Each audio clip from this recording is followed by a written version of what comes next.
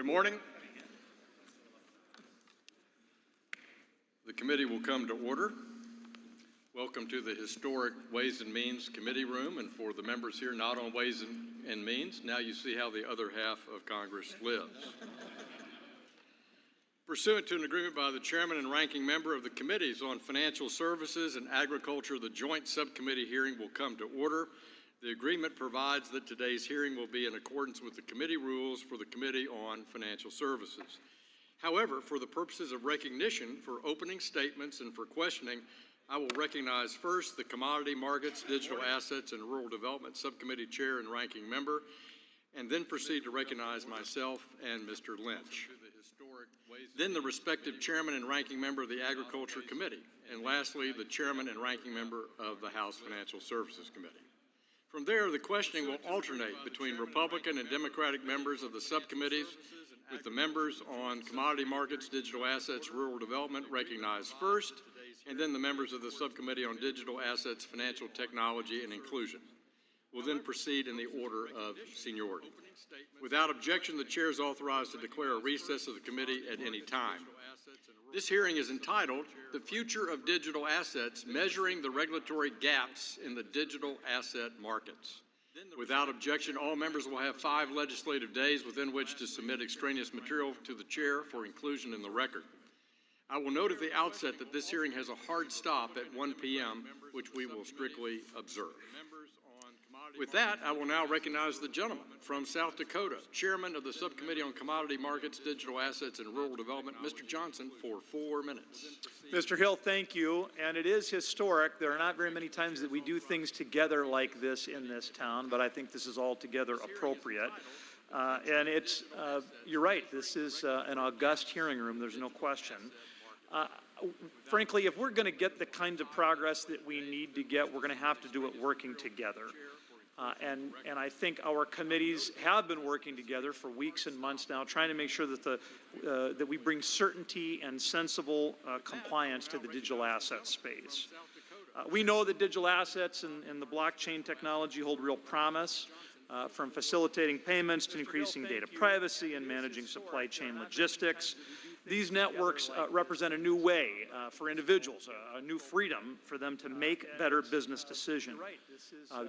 However, current federal laws and regulations provide few rules of the road for those who want to engage with those emerging technologies. I think all of us know the current uncertainty does not serve us well. It doesn't serve the marketplace well. The CFTC and SEC continue to debate whether certain digital assets are securities or commodities. Those conflicting enforcement decisions create further confusion in the industry and the market, and I thought our hearing folks today in their pre-filed testimony did a good job of explaining how problematic that has been. Collaboration between our committees will allow us to answer the important questions that face us, and congressional action is essential to provide clear rules of the road and robust oversight for digital asset market participants and intermediaries. The right policy solution involves both committees speaking with one voice to appropriately direct the CFTC and the SEC to each focus on what they do best.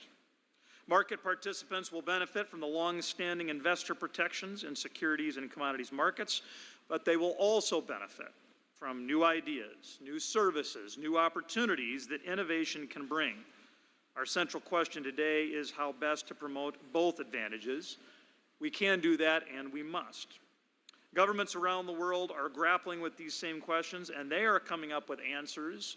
One of the pieces of testimony, I think, noted that most of the G20 countries are ahead of us, and because in the absence of U.S. leadership, they're creating frameworks and establishing themselves as hubs for the development of the digital asset ecosystem. Just last month, the European Union approved its Markets in Crypto Assets, MiCA regulation, and that really became the first comprehensive framework for digital assets in the world. And as the use of these assets grow, Congress must speak clearly about how best to regulate this growing sector to ensure the United States remains the leader in financial and technological innovation. Today's hearing will get us quite a little bit closer to that goal. Thank you to each of our witnesses for their willingness to share their expertise, knowledge, and time with us. I look forward to hearing your perspectives about the current regulatory obstacles to the digital asset ecosystem and hearing your thoughts on solutions. And with that, Mr. Chairman, I would yield back. Gentleman yields back. Thank you. I now recognize the gentlewoman from Colorado, ranking member of the Subcommittee on Commodity Markets, Digital Assets, and Rural Development Subcommittee, Ms. Carvalho, for 4 minutes. Thank you, Chairman Hill, and I want to extend my thanks to you, Chairman Johnson, and Ranking Member Lynch for helping bring the Agriculture and Financial Services Committee together for a joint hearing this morning. During a recent Agriculture Subcommittee hearing on April 27th, we discussed the spot market regulatory gap, avenues to strengthen customer protections, and the need for sufficient resources and funding mechanisms to support these efforts at the CFTC. Any legislation that passes Congress must, of course, address these issues. But the sprawling nature of the digital asset industry also highlights the importance of cross-jurisdictional cooperation and communication. That is why I'm happy to be here today with my colleagues from the Financial Services Committee. The Biden administration has supported this collaborative approach too, through issuance of an executive order titled Ensuring Responsible Development of Digital Assets, which called on federal agencies to work jointly to issue reports on a variety of subjects, including a report issued last October reviewing the specific financial stability risks and regulatory gaps. I hope the success of that joint effort will be echoed in today's hearing. The scale of digital asset activities has increased significantly in recent years, both in terms of market participation and use cases. And while our federal financial regulators have successfully utilized their existing enforcement and regulatory activities, we still see charges of rampant and willful noncompliance with some of the biggest market participants. Ultimately, providing regulatory clarity to the digital asset industry must also support a robust enforcement regime and prioritize market participants. Finally, there have been concerns raised as to whether the CFTC has the resources needed to regulate the digital asset spot market.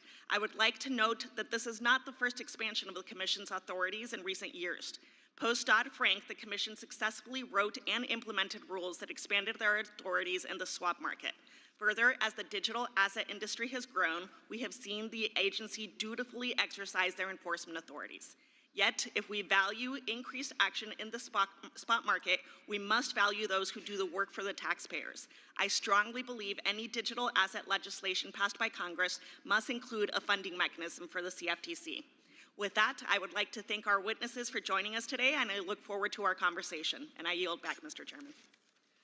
I thank the gentlewoman, and I now recognize myself for 4 minutes. Again, thank you for joining us today at this historic hearing on digital asset market structure. Like Chairman Johnson, I want to celebrate collaboration on Capitol Hill anytime it happens. And so we're grateful for the House Agriculture Committee for partnering with us in this unprecedented joint hearing in working to craft legislation, and to our Democratic colleagues for working with us through today's unusual circumstances in this joint hearing. What we decide to do in this Congress this year will shape whether or not the digital asset ecosystem has the opportunity to thrive here in the United States. But right now, there's not a workable framework in place for digital asset issuers and intermediaries to be regulated effectively by the SEC or the CFTC. I've heard a few members in this room say that the status quo of existing laws is enough, that crypto firms are just willfully avoiding compliance with the law, and that Republicans somehow are off embarking on a partisan pursuit of sweeping digital asset legislation. But the reason I know that this can't be a partisan exercise is because my Democratic colleagues have been telling me they support common sense legislation for months. For example, just last November, our ranking member of House Financial Services Committee, Mrs. Waters, said, "We need legislative action to ensure that digital asset entities cannot operate in the shadows outside of robust federal oversight and clear rules of the road." Ranking Member Waters went on to say, "It's clear that there are major consequences when cryptocurrency entities operate without robust federal oversight and protections for customers."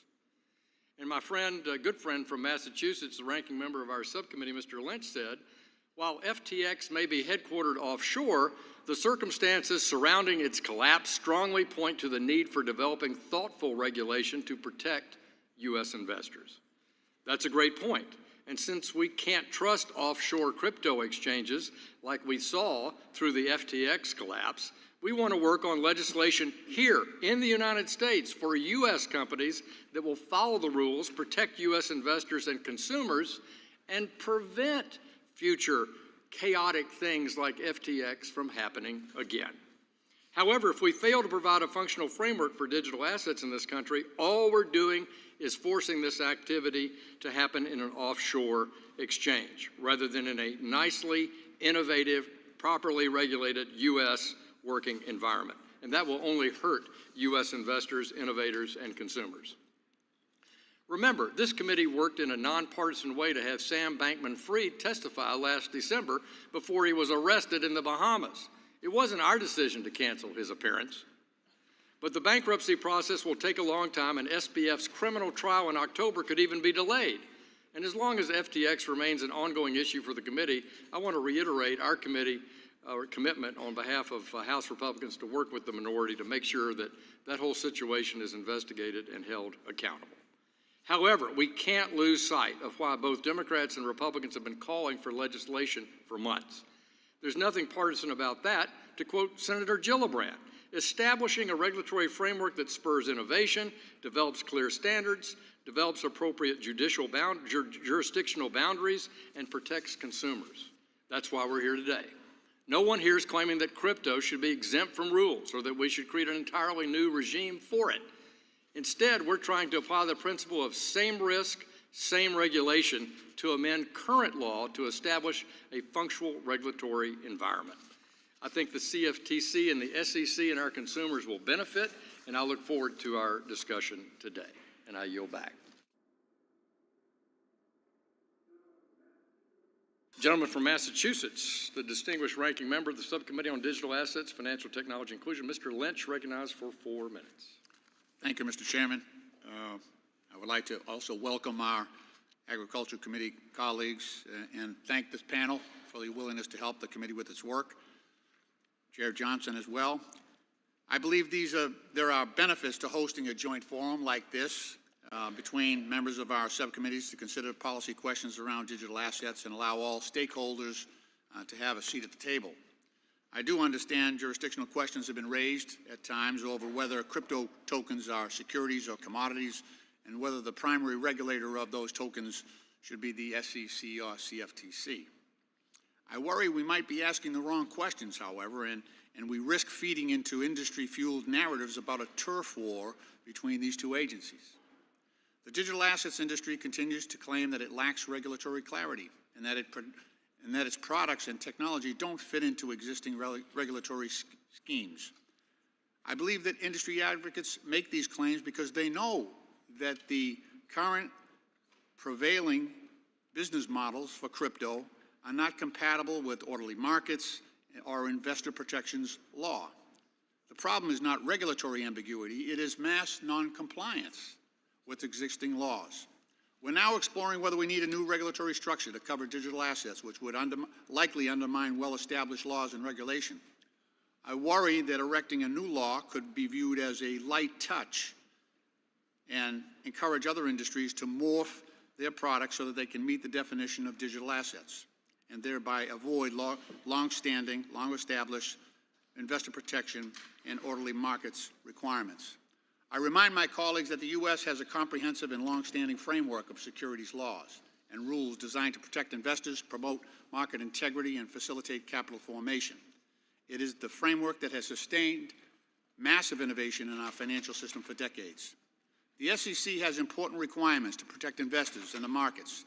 These include laws that govern securities, broker-dealers, security exchanges, and clearing and settlement agencies. They require the companies to provide certain disclosures, segregate customer funds, keep records, protect customers, and include a whole host of other requirements.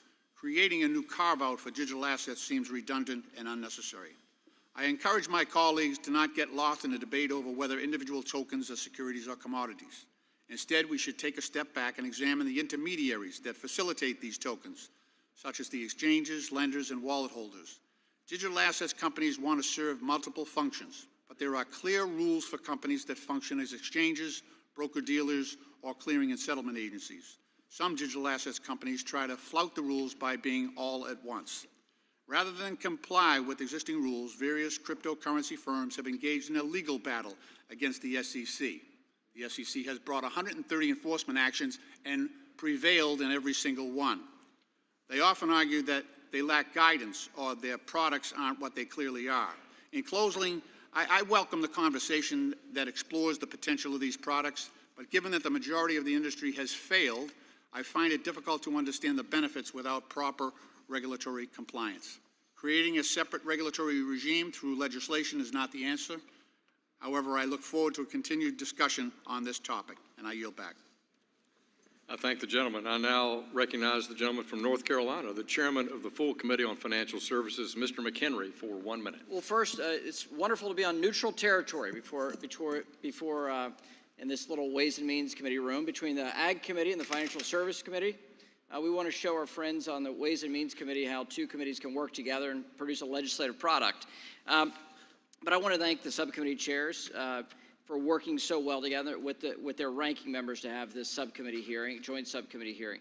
The purpose here is to make law, for us to give assurance to the marketplace and to consumers, to close regulatory gaps, to make sure that you have like-kind regulation of new things in our society and the potential they hold. We need to get this right, both for a couple of reasons. One is to harness innovation and enable consumer protection, and the other is to ensure that the CFTC and the Securities and Exchange Commission will work together to ensure that consumers are protected, unlike what is currently happening. Look forward to the panel's testimony, and I want to thank the members for joining in this little committee room. I thank the chairman for those comments, and now recognize my friend from California, the gentlewoman, Mrs. Waters, ranking member of the full Committee on Financial Services, for 1 minute. Thank you very much. Last Congress, I focused the efforts of this committee around addressing problems in the crypto markets. After the Biden administration testified before our committee about possible bank-like runs of stablecoins, I set about working on a comprehensive set of legislation jointly with Mr. McHenry, the Treasury, and the Federal Reserve. We made solid progress, but didn't quite get there. Treasury and our financial regulators also identified further gaps in oversight in the crypto markets, and such as limits in the SEC's authority to go after frauds like FTX, even when they operate just off the coast of Florida. These should be bipartisan concerns, and legislation to address them should have a path to the president's desk. I hope this Congress, we can quickly return to developing legislation together. I yield back. I thank the distinguished ranking member. We welcome the testimony today of Mr. Andrew Dorgy. Mr. Dorgy is the head of Republic Crypto. Mr. Matthew Culkin. Mr. Culkin is a partner and chair of the futures and derivatives practice at the law firm of Wilmer Cutler Pickering, Hale and Dorr. Mr. Culkin previously served as the director of the CFTC's Division of Swap Dealer and Intermediary Oversight. Mr. Marco Santori. Mr. Santori is the chief legal officer at Kraken Digital Asset Exchange. Mr. Daniel Schornberger. Mr. Schornberger is the chief legal officer at the Web3 Foundation. Mr. Timothy Massad. Mr. Massad currently serves as the research fellow at the Harvard Kennedy School and the director of MRCBG Digital Assets Policy Project. Previously served as chair of the CFTC from 2014 to 2017. And finally, we'll hear from Mr. Michael Blaugrund, Chief Operating Officer of the New York Stock Exchange. We thank each of you for taking time to be here with us. You'll be recognized for 5 minutes to give an oral presentation of your testimony. Without objection, your written statements will be made part of the record. Mr. Dorgy, you are recognized for 5 minutes. Thank you, Committee Chairman McHenry, Thompson, Ranking Members Waters, Lynch, Scott, Subcommittee Chairman Hill and Johnson, and Ranking Member Caravillo, and esteemed members of both committees for the honor of testifying before you today. My name is Andrew Durgee, and I am Executive Vice President for Republic and co-founder of its blockchain technology business, Republic Crypto. In these capacities, I oversee Republic's strategic vision with respect to Web3, as well as sit on various corporate boards as a fiduciary. And for better or worse, I believe I'm the only panelist here that does not happen to be an attorney. While I am here representing Republic, it's important to note I also feel that I am here to represent the American people, of which nearly 83 million have or are currently participating within this industry, including millions of them who use the Republic platform. I've been in the blockchain industry for over a decade and have watched the industry grow from concepts and theories to practical deployments. To find this industry now the topic of congressional interest is both a testament to its maturity and to the willingness of this committee to strive to continue American innovational dominance. It is not lost on me the amount of work and dedication it takes to bring this many people together to constructively discuss changes that could impact the financial lives of million Americans, and I thank you. Republic was a spin-out of a prominent investment company called AngelList, with a focus on the Jobs Act as well as the Crowdfund Act. Most of this committee is no rookie when it comes to efforts to drive innovation within our beautiful country, including Congressman McHenry, who introduced the Entrepreneurship Access to Capital Act. It was from these efforts that Republic was born, a U.S.-based company that employs over 300 people, which serves U.S. retail investors, U.S. accredited investors, and institutions alike. We are a living success case from those initiatives, and we're excited to help bring the next wave of American innovation. For those who are not familiar with the Jobs Act and Crowdfund Act, they created two new regulatory securities exemptions known as Reg CF and Reg A+. These allowed for a novel framework for retail, meaning non-accredited investors, to be able to invest in companies prior to an IPO. This was a groundbreaking change from the Securities Act of 1933, and it finally gave regular citizens the ability to participate in the financial upside of early-stage companies. Regulators point to these exemptions as functional for Web3 companies to comply, but they struggle from both logistical disclosure and SEC approval standpoint.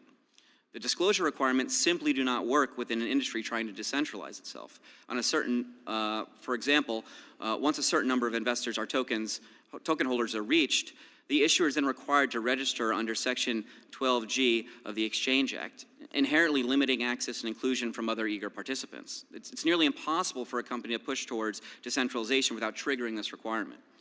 The second issue is the SEC approval process. Republic has attempted to register a Reg A+ security token with the SEC for the last 3 years, and after 12 turns of that document and countless legal bills, we've still been unable to get approval.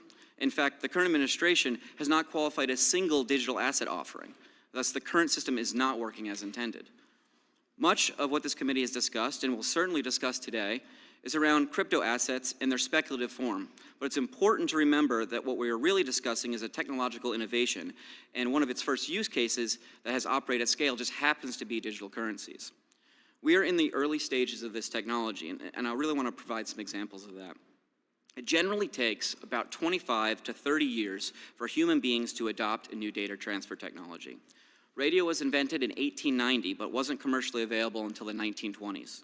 TV was developed in the 1920s, but wasn't in homes until the 1950s. Email was invented in 1969, but most of you most likely didn't have an email address until 1997. There is one that I really want to focus on, and that's TCP/IP, which is the internet, for those that don't know. It was developed as a DARPA project in 1970, but it wasn't really commercially accepted until 1995 when it was rolled out with Windows 95. There's another important date, which is 1983. 1983 is when TCP/IP was accepted as the standard protocol for internet development, 13 years after it was created. Well, here we are, 13 years after Bitcoin was created, and we're just now starting to talk about standardization. This is not a coincidence. Adoption at this stage is not a technology problem, it's a human conditioning issue. Every 13-year-old in the United States has only existed in a world where Bitcoin has existed. 3 years from now, every 16-year-old will have only existed in a world where Bitcoin has existed. 16 years old is an important date because it's generally when someone becomes interested in becoming a developer. They are the adoption layer. We here in this room, we're the infrastructure layer. It's our responsibility to create an environment where every 13-year-old American has a framework upon which they can build the next world on. Thank you, and I look forward to your questions.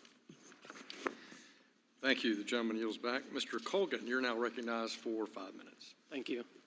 Subcommittee Chair Johnsons and Hill, Ranking Members Lynch and Caraveo, Chair McHenry, Ranking Member Waters. My name is Matthew Culkin. I'm a partner in the Washington, D.C. office of Wilmer Hale, where I lead our law firm's Futures and Derivatives Practice Group.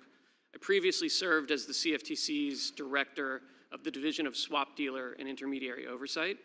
now known as the Market Participants Division. And I commend the subcommittees for working together today to explore potential paths forward for digital asset market regulation. These rules and policies cannot be successfully developed by any individual committee, legislative chamber, or regulatory agency. The views I shared this morning are my own. They do not represent those of my colleagues, my law firm, our clients, or any other person or organization. Thank you for inviting me to participate today. I have 3 points I'd like to make. The first is that the largest digital asset that are traded by market size and volume, those are commodities. And the statutory definition of commodity is intentionally broad. It covers almost all goods and articles, as well as services, rights, and interests in which futures trading takes place. So products like Bitcoin and Ethereum already have CFTC-registered futures contracts trading on CFTC-registered exchanges. In addition, the CFTC has successfully asserted anti-fraud and anti-manipulation jurisdiction, or its enforcement authority, over certain stablecoins, again, as defined by Congress in the Commodity Exchange Act. My second point is that the current framework limits the CFTC's enforcement authority solely to fraud and manipulation in the digital commodity spot market or cash market, and that authority is insufficient to adequately protect customers. By limiting the CFTC's oversight of commodity spot markets, market participants are not getting the benefit of basic customer protections that the CFTC could provide through registration, regulation, examination, and enforcement. And those authorities already exist in the digital commodity futures markets. I'm also talking about things like segregation of customer funds, rules governing how those funds are held in the event of a bankruptcy. And so that brings me to my third point today. Congress should expand the CFTC's role to include regulatory authority over the digital commodity spot markets. Doing so would introduce key features that are found in the futures markets, and they've worked well to protect customers for years. In addition to segregation of customer funds, I mean things like financial resource reporting requirements for intermediaries, exchanges conducting real-time surveillance over trading activity, regular examination for compliance with CFTC rules, and of course, enforcement for non-compliance with these rules. From 2017 to 2019, I had the privilege of serving as a division director at the CFTC. And put simply, I have great confidence in the CFTC's ability to carry out its mission to protect customers and promote the integrity, resilience, and vibrancy of markets. My experience has showed me how the CFTC can register, regulate, examine, and enforce. In fact, I partnered with the National Futures Association, a self-regulatory organization, on the development and implementation of a number of customer protection measures. I saw how the CFTC's enforcement program holds individuals and institutions accountable for misconduct that interferes with market integrity. Importantly, I also worked closely with my colleagues at the SEC, and I saw how the CFTC and SEC can collaborate in a productive, responsible manner. In 2010, Congress passed the Dodd-Frank Act. In that law, Congress directed the CFTC to regulate swap markets and the SEC to regulate security-based swap markets. In the years that followed, the two commissions adopted several important rules together and coordinated on the implementation of these new frameworks. There are similarities between the implementation of Dodd-Frank for over-the-counter derivatives and today's discussion regarding the regulation of digital asset markets. In both instances, there's an important leadership role for Congress. Here, Congress should make clear that the CFTC is the primary regulator for digital commodities and the SEC for securities. I believe that approach will provide these markets and market participants with a framework that respects existing laws, conventions, and market structures. Congress should build on its precedent in a manner that best protects investors and at the same time attracts and retains the innovation that has made U.S. capital markets the deepest, most transparent, and competitive in the world. I thank you for your time and be happy to answer your questions. Thank you, sir. Mr. Santori, you're recognized for 5 minutes. Chairman Hill, Chairman Johnson, Ranking Member Lynch, Ranking Member Caraveo, and members of the subcommittees, thank you for the opportunity to testify today. My name is Marco Santori. I'm Chief Legal Officer at Kraken Digital Asset Exchange. I was one of the first lawyers practicing in the area of digital asset regulation. I have advised clients in this ecosystem for over a decade, nearly since blockchains were invented. Today, I oversee all legal, regulatory, and policy matters impacting our global business operations. I oversee 50 lawyers and professionals around the world with deep and diverse experience and public sector and private sector backgrounds. Kraken was founded over 11 years ago. Since then, we have steadily grown into one of the world's leading global digital asset businesses.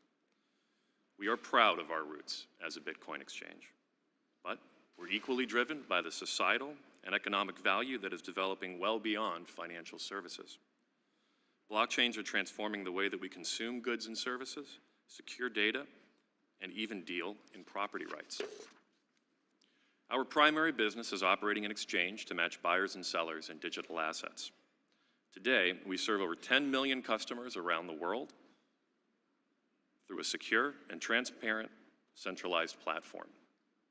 As we've grown, our business has diversified beyond our exchange. We operate the world's leading digital asset index provider, which serves some of the largest futures exchanges and asset managers here in the United States. We offer staking and futures trading in eligible jurisdictions, and we have founded a first-of-its-kind state-chartered special purpose depository institution called Kraken Bank. Today, our global team of over 2,000 professionals is located in the US and across more than 70 countries. We collaborate and advance our mission through contributions from many geographies, professional backgrounds, cultures, ethnicities, and of course, political viewpoints. The diversity of our team is a competitive strength.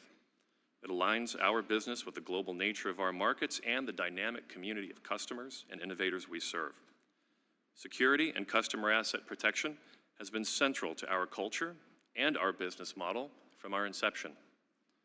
We hold regulatory licenses here in the United States and around the world, including the United Kingdom, the European Union, Canada, and other developed and emerging markets.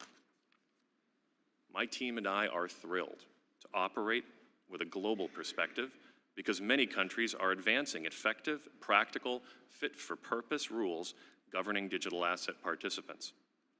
Europe and the United Kingdom, for example, have focused on assessing the specific, real-world characteristics of digital assets and advancing risk-based rules to regulate them.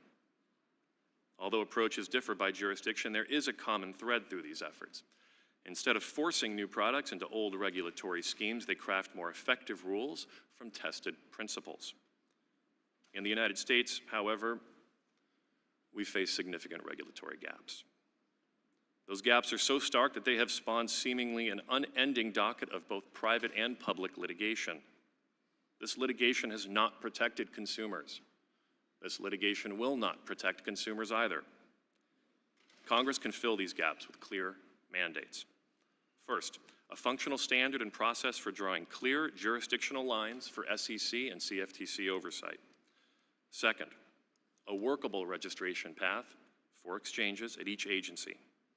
Third, clarification of the role of the CFTC over spot markets.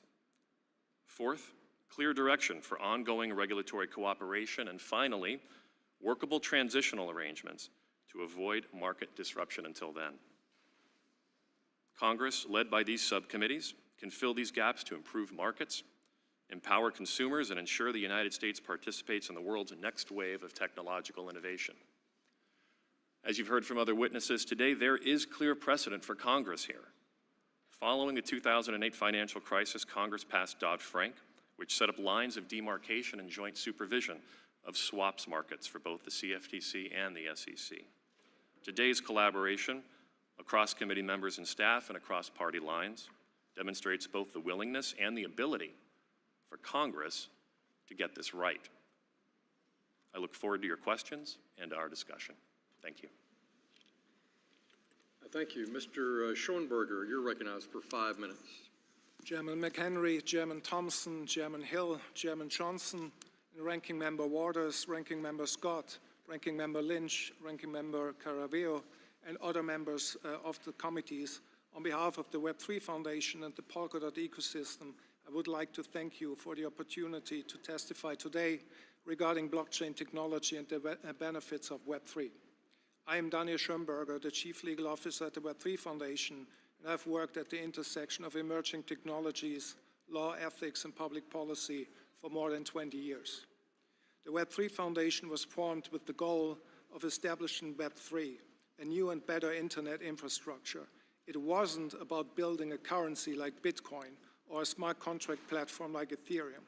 It was about giving siloed blockchains the ability to communicate with each other, and to realize this vision, the Polkadot network was built. Now think of Polkadot as the SMTP protocol of the internet used to send and receive email, and think of layer 1 blockchains such as Bitcoin or Ethereum as email providers like Yahoo or Google. Polkadot allows these distinct programs to communicate with a seamless connection and interoperability. Without this infrastructure, this would not be possible. The native token of the Polkadot network is a blockchain-based token known as DOT, D-O-T that is. It should be thought of as the orchestrating tool used to secure and govern Polkadot.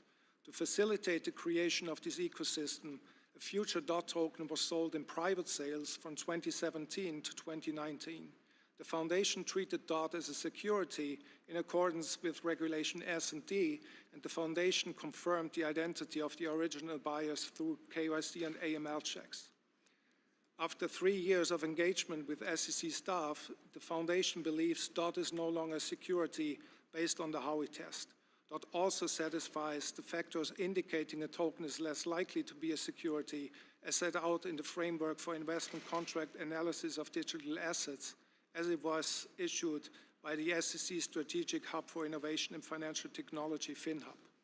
Given DOT's functionalities and properties, the foundation thinks of DOT as merely coordinating software. The foundation suggests putting DOT in a separate category, for example, a class of utility tokens. The most important regulatory concern for the foundation is the classification of tokens. Both Switzerland and the European Union have created a clear framework distinguishing between payment tokens, security tokens, and utility tokens. Under the current US regulatory approach, a token is forced to fit into limited categories. However, it is not always clear in which category a token should be placed. As a simple example, the chair I'm sitting in could be tokenized. Also, there will be some tokens that will have the characteristics of a particular asset class, and at a time in the future will cease to have those characteristics. This is part of the nature and innovation of blockchain technology. Clearly, a legislative process to re-evaluate a token is necessary. The SEC staff has already outlined a path to evaluate the status of a digital token. The foundation suggests that Congress establish a procedure through legislation to authorize regulators to re-evaluate the status of tokens. And let me be very clear, if a token is used for fundraising purposes, it should be subject to all applicable laws and regulations. However, that same token may serve a functional purpose devoid of speculative investment in the future. We fully support putting into place a legally binding process of token reclassification. And we applaud the subcommittees for undertaking the hard work and deliberation necessary to develop a legislative framework. We would ask you do so with the understanding an approach that recognizes new technologies. To simply apply existing regulation would be inadequate to truly address this emerging technology. We look forward to helping the committees develop a comprehensive framework for all token classification in the US, and are confident that with clear statutory guidelines, the US will continue to lead the world in innovation. I look forward to answering your questions. Thank you very much. Thank you. Mr. Massett, you are recognized for 5 minutes. Thank you. Chairman McHenry and Thompson, Subcommittee Chairman Hill and Johnson, Ranking Members Lynch and Caraveo, members of the committees and staff, I'm honored to be testifying before you today. You know, since 2014, when I became chairman of the CFTC, I've talked about the gap in crypto regulation, and you've heard a lot about it today. Obviously, we don't have a federal regulator of the spot market in tokens that are not securities, and we have this classification debate, which makes that gap worse. So the question is, how do we fix it? And there are now lots of calls for maybe tinkering with securities laws definitions, coming up with a new category, coupling that with giving jurisdiction to the CFTC. The part that concerns me is that rewriting of the securities laws and creating that new definition, because I think it is likely to generate its own questions of interpretation that may lead to lots of litigation and confusion. I think it may also create unintended loopholes. And frankly, we don't have the information today to know how to classify tokens, to apply the Howey test. So I think there's another approach, and which is that we would pass a law that requires that any trading platform or lending platform that uses or trades Bitcoin or Ethereum has to comply with a set of principles for everything it does, for all the tokens on the platform, for all of its activity. And those principles would be the ones we're all familiar with: protecting customer assets, preventing fraud and manipulation, requiring risk management, requiring reporting, requiring trade transparency, preventing conflicts of interest, and so forth. Congress would direct the SEC and the CFTC to develop joint rules implementing those standards, or create an SRO that would develop those rules and implement and enforce them. So I think there's several advantages to this. One is it's simple.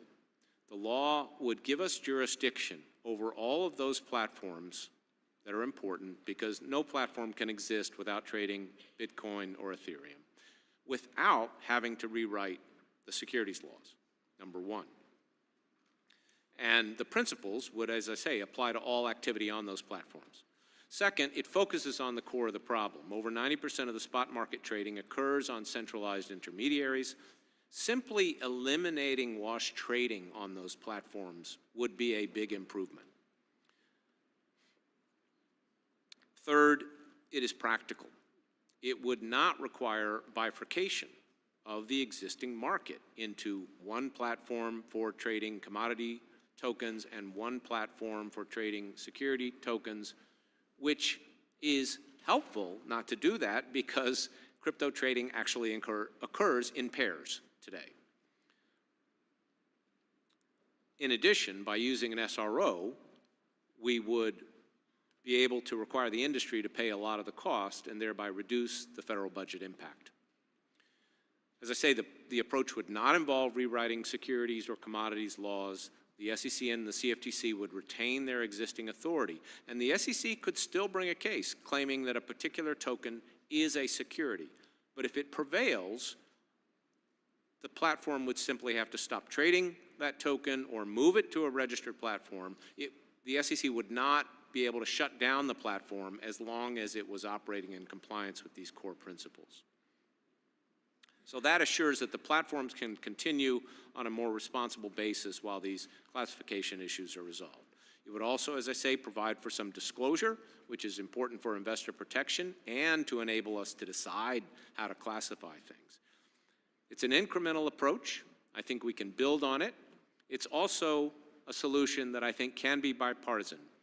Former SEC Chair Jay Clayton, appointed by President Trump, and I have kind of formulated this. I know he supports it.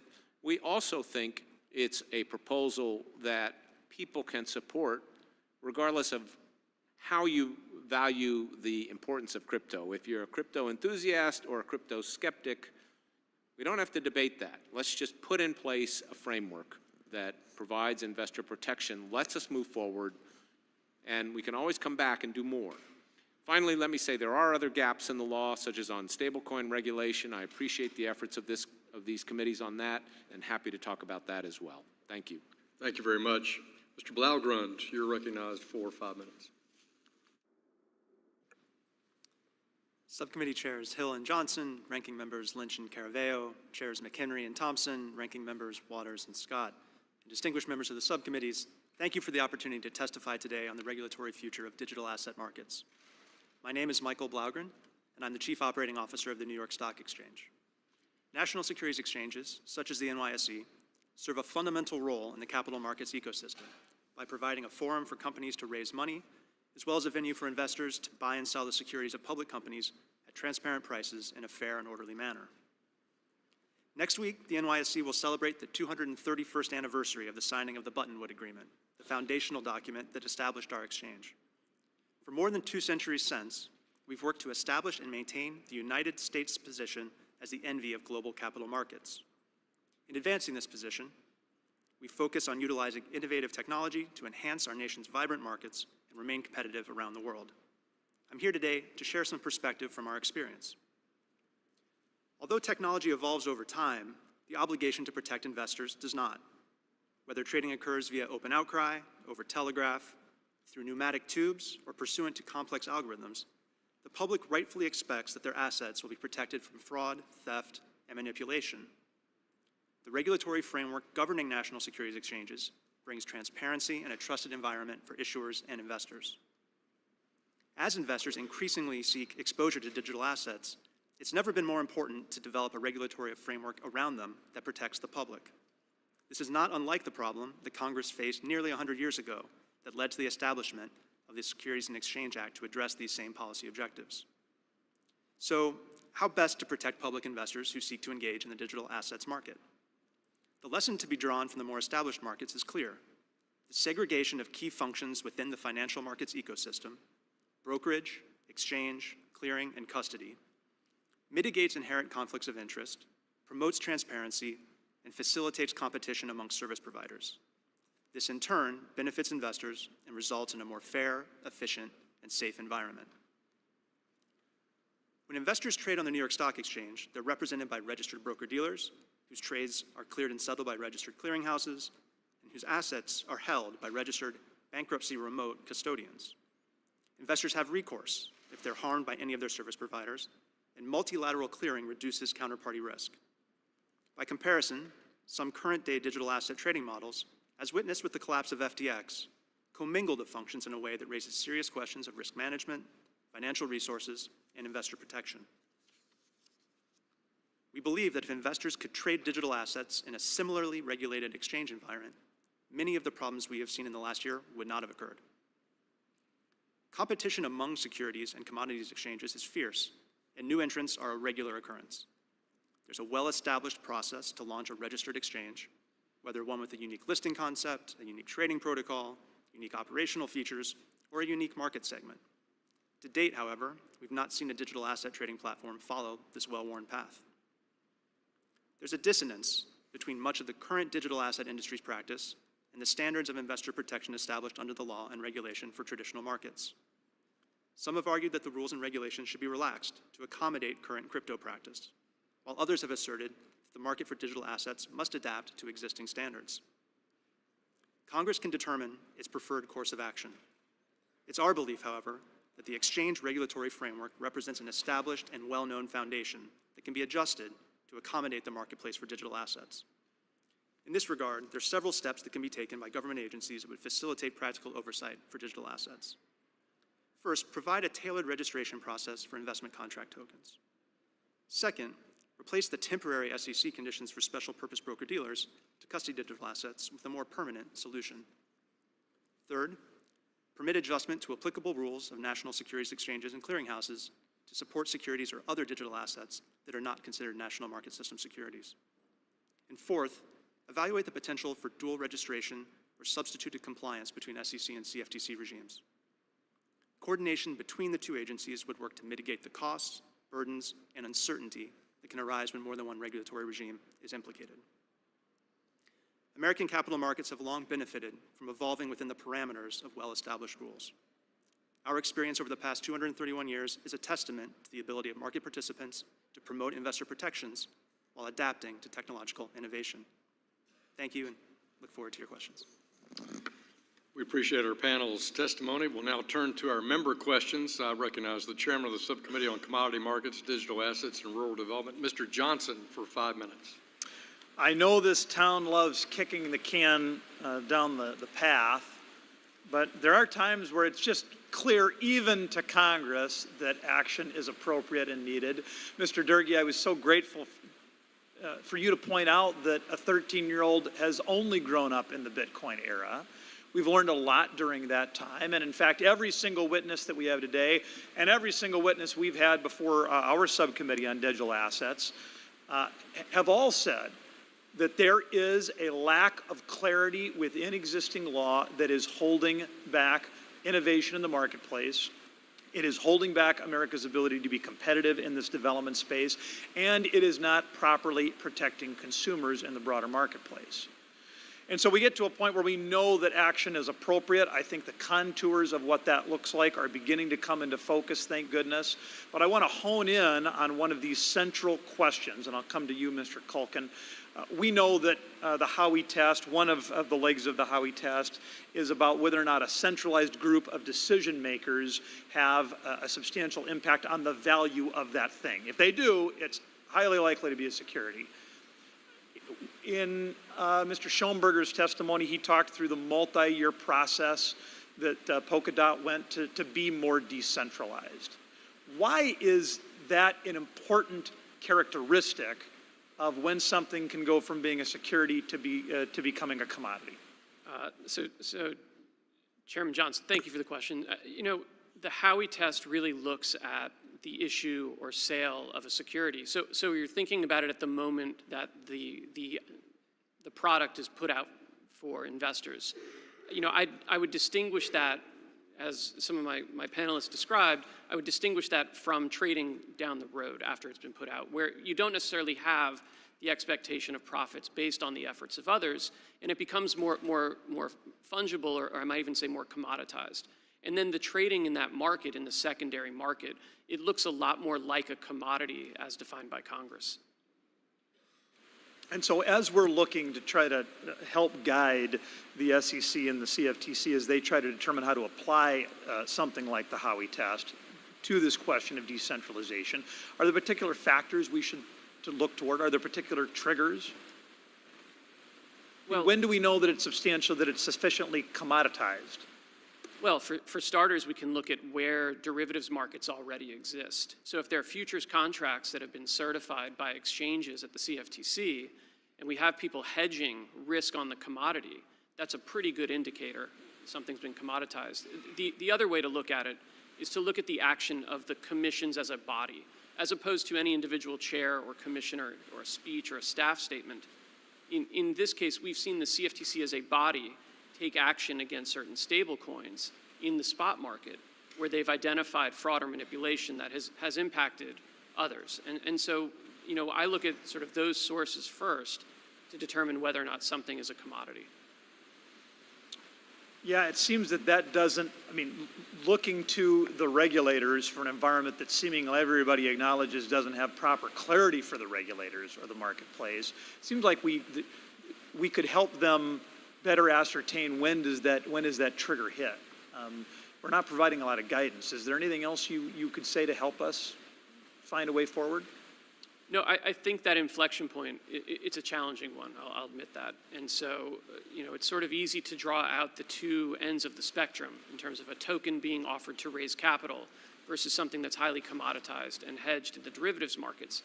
That point in between is a challenging one to draw a very bright line. Well, as you noted in your testimony, 71% of the market capitalization in this area are products that it seems like there's broad agreement that they are commodities. So the CFTC is generally the cop on this beat, but for spot market, you noted in your testimony that you're not suggesting the CFTC should have broad spot market enforcement authority everywhere, but just looking at digital assets because they're different. How are they different? So they're different in a couple ways, and if I could, Ranking Member Caraveo pointed this out at the last subcommittee hearing.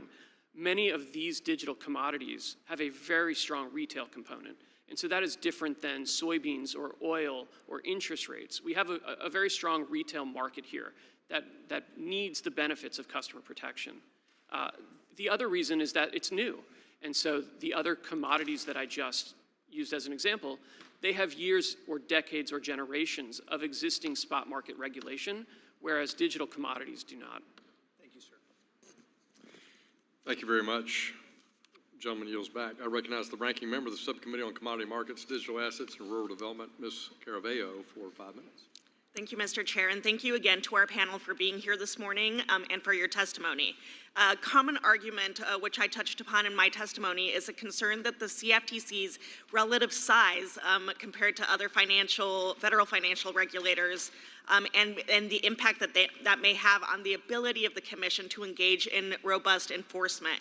So, Mr. Massad, you were the chair of the CFTC at a time when the agency was implementing Dodd-Frank, which provided the Commission with additional regulatory authority over the swap market. Were there similar concerns at that time for the CFTC's ability to oversee those swap markets? Absolutely. It's not possible for the CFTC, or frankly any agency, to suddenly take on a whole new area of jurisdiction without additional resources. In the case of the swap market, we did the best we could, but we were cutting a lot of other activities that we should have been, I think, spending more on. Oversight of a lot of the existing market, the existing infrastructure. You know, it's as if you all decided, you know what, let's have the Capitol Police not just do the Capitol, but all the airports around Washington, but let's not give them any more resources. It just doesn't work. Thank you. I think that's an important an issue to point out, especially as we're facing potential cuts across the board to many agencies. To follow up, I also just briefly wanted to touch on the theme of today's hearing, which is cross-jurisdictional cooperation and collaboration. Sir, for you again, what are some measures that can be taken to ensure that the CFTC, the SEC, and Treasury and other financial regulators work cooperatively to further industry compliance? Excellent question, Congressman. Again, I think the approach I've suggested, Congress would effectively require it.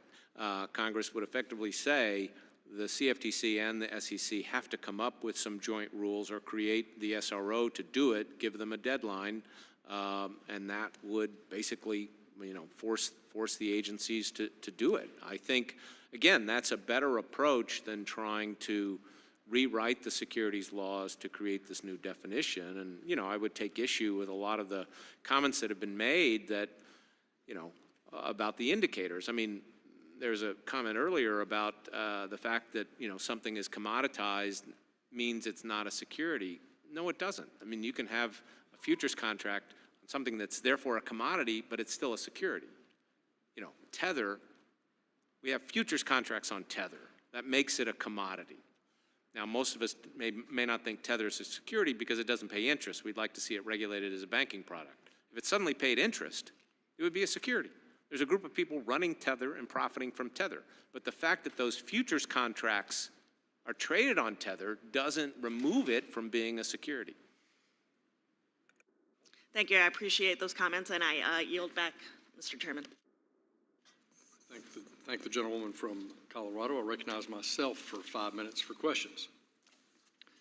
Appreciate, again, the panel, and I really appreciate Mr. Durgee commenting about the progression of technology and its adaptation by the American people. I thought that was good perspective because sometimes we're lost in this debate here about blockchain and distributed ledger technology, and we forget that it is a technology and we're off chasing the rabbit of a particular digital asset or commodity, and I think you make a good point. And I remind my colleagues that in 1996, the Congress, under the leadership of former SEC Chair, then Congressman Chris Cox, passed a resolution that said we're not going to tax the internet. We're not going to over-regulate the internet. We're going to let this technology progress, and we're going to tax and regulate and consider things on what people do with the internet as a technology. And I think that has created 25 years of amazing economic growth as a result of that forward-thinking consideration. So I think that's the spirit in which we work today. The SEC disclosure regime is designed to provide reasonable investors with information needed to make informed investment decisions. Thus, if the existing disclosure regime for digital assets isn't producing that kind of result, then the ultimate purpose of the U.S. securities laws is in fact not being met from an investor protection capital formation point of view. Current disclosure requirements, however, do not cover a number of the features unique to digital assets that would undoubtedly be considered important to any potential purchaser. Mr. Santori, what are some of the features of digital assets that are not contemplated in the existing securities disclosure regime? Thank you for the question, Chairman. First of all, we agree that the existing disclosure regime does not contemplate most of the characteristics of digital assets that make them rewarding for users, but they also don't account for the characteristics of digital assets that can make them risky for users, and that is where the primary gaps exist today.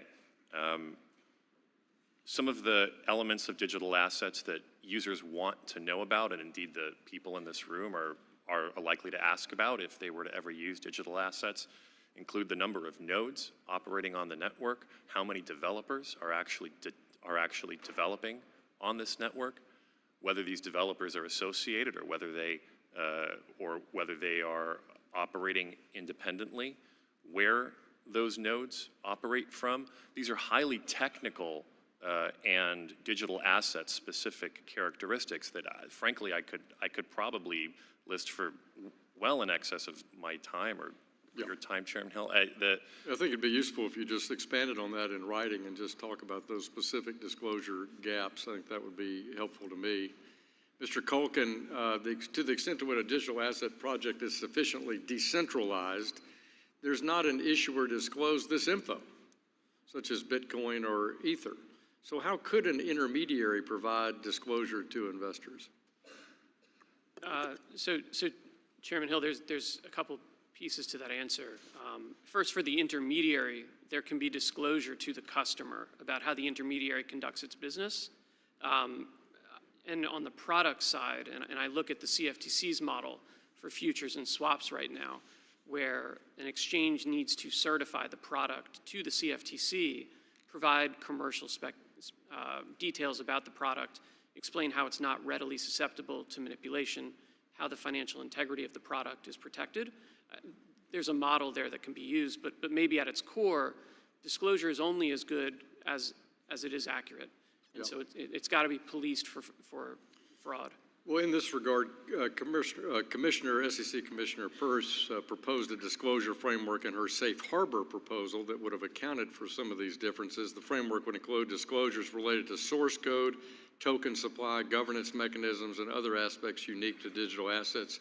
Mr. Santori, do you think Commissioner Peirce's approach would be a workable one based on our conversation? Thank you for the question, Mr. Hill. I do. I think Commissioner Peirce's approach is thoughtful. It is well tailored to the risks and the rewards. I think that Congress has tremendous discretion in this regard, but Commissioner Peirce's proposal would be light years ahead of what we have today in terms of protecting consumers and allowing us, as a global business, to continue to plan to invest here in the United States. Thank you. And I think an important concept, Mr. Schornberger, that you raised was token reclassification. And I think that's at the heart of this issue, no matter whether you're taking Tim's approach or somebody else's approach. And I think if each of you would submit for the record your ideas on how one thinks about that idea of token reclassification, that would be helpful. With that, I yield back. The ranking member of Digital Assets Financial Technology, Mr. Lynch, for 5 minutes. Thank you, Mr. Chairman. Mr. Massard and Mr. Blaugrund, I was heartened by your testimony, and I offer my cooperation, Mr. Massard, with some of the ideas you've talked about with former Chair Clayton, and love to be part of that conversation. So the U.S. financial system is indeed, as a number of you have said, is the envy of the world and a source of strength, not only economically, but in international relations and in the geopolitical sphere. But it is built on trust, right? It's built on trust at its very core. And every time a crypto firm explodes, whether that's FTX or Terra or Voyager Digital or Genesis or Silvergate, which is a crypto bank, and And as a result of those explosions, investors get locked out, and now we have millions and millions of investors who are trying to get their money back, unsuccessfully so far. We lose trust. We lose trust in that system. And we also know full well that criminal enterprises, it's a favorite tool of some of these hacking episodes that we see, criminal entities, foreign and domestic, actually capitalizing on the anonymity there and using that to further their criminal enterprise. So you've got all that going on, and now we have an effort by some to import all of that instability, all of that risk, all of that volatility into the previously stable financial system. And as my colleagues, Ms. Caraveo has pointed out, there's a suggestion that, well, we'll move this over to the CFTC, which has about 600 employees. Take it away from the SEC that has about 4,500 employees and has a hard time keeping up. So, Mr. Massad, what are some of the, you've talked about it a little bit in your opening statement, but what are some of the measures that would be necessary if we were going to try to share jurisdiction here or shift those responsibilities over to the CFTC? And just as a heads up, Mr. Blaugrund, I want to ask you, the same question with respect to the SEC and what that would involve and what gaps you see in that exercise. But Mr. Massad, go ahead. Thank you. Thank you, Congressman. Well, obviously, resources. You cannot expect, frankly, either agency to really tackle this market in a much more substantial way, in the way that we need, given the lack of investor protection. Without significant resources, it would be very, very significant in the case of the CFTC. I often said to Chair Benham when he was suggesting they get spot market authority, I said, be careful what you wish for. But secondly, I think it still goes to this question of what exactly would they be getting jurisdiction over? And that's where, again, I would rather see a system where we force the two agencies to work together, to work through an SRO, and that way the industry could basically have to pay for it.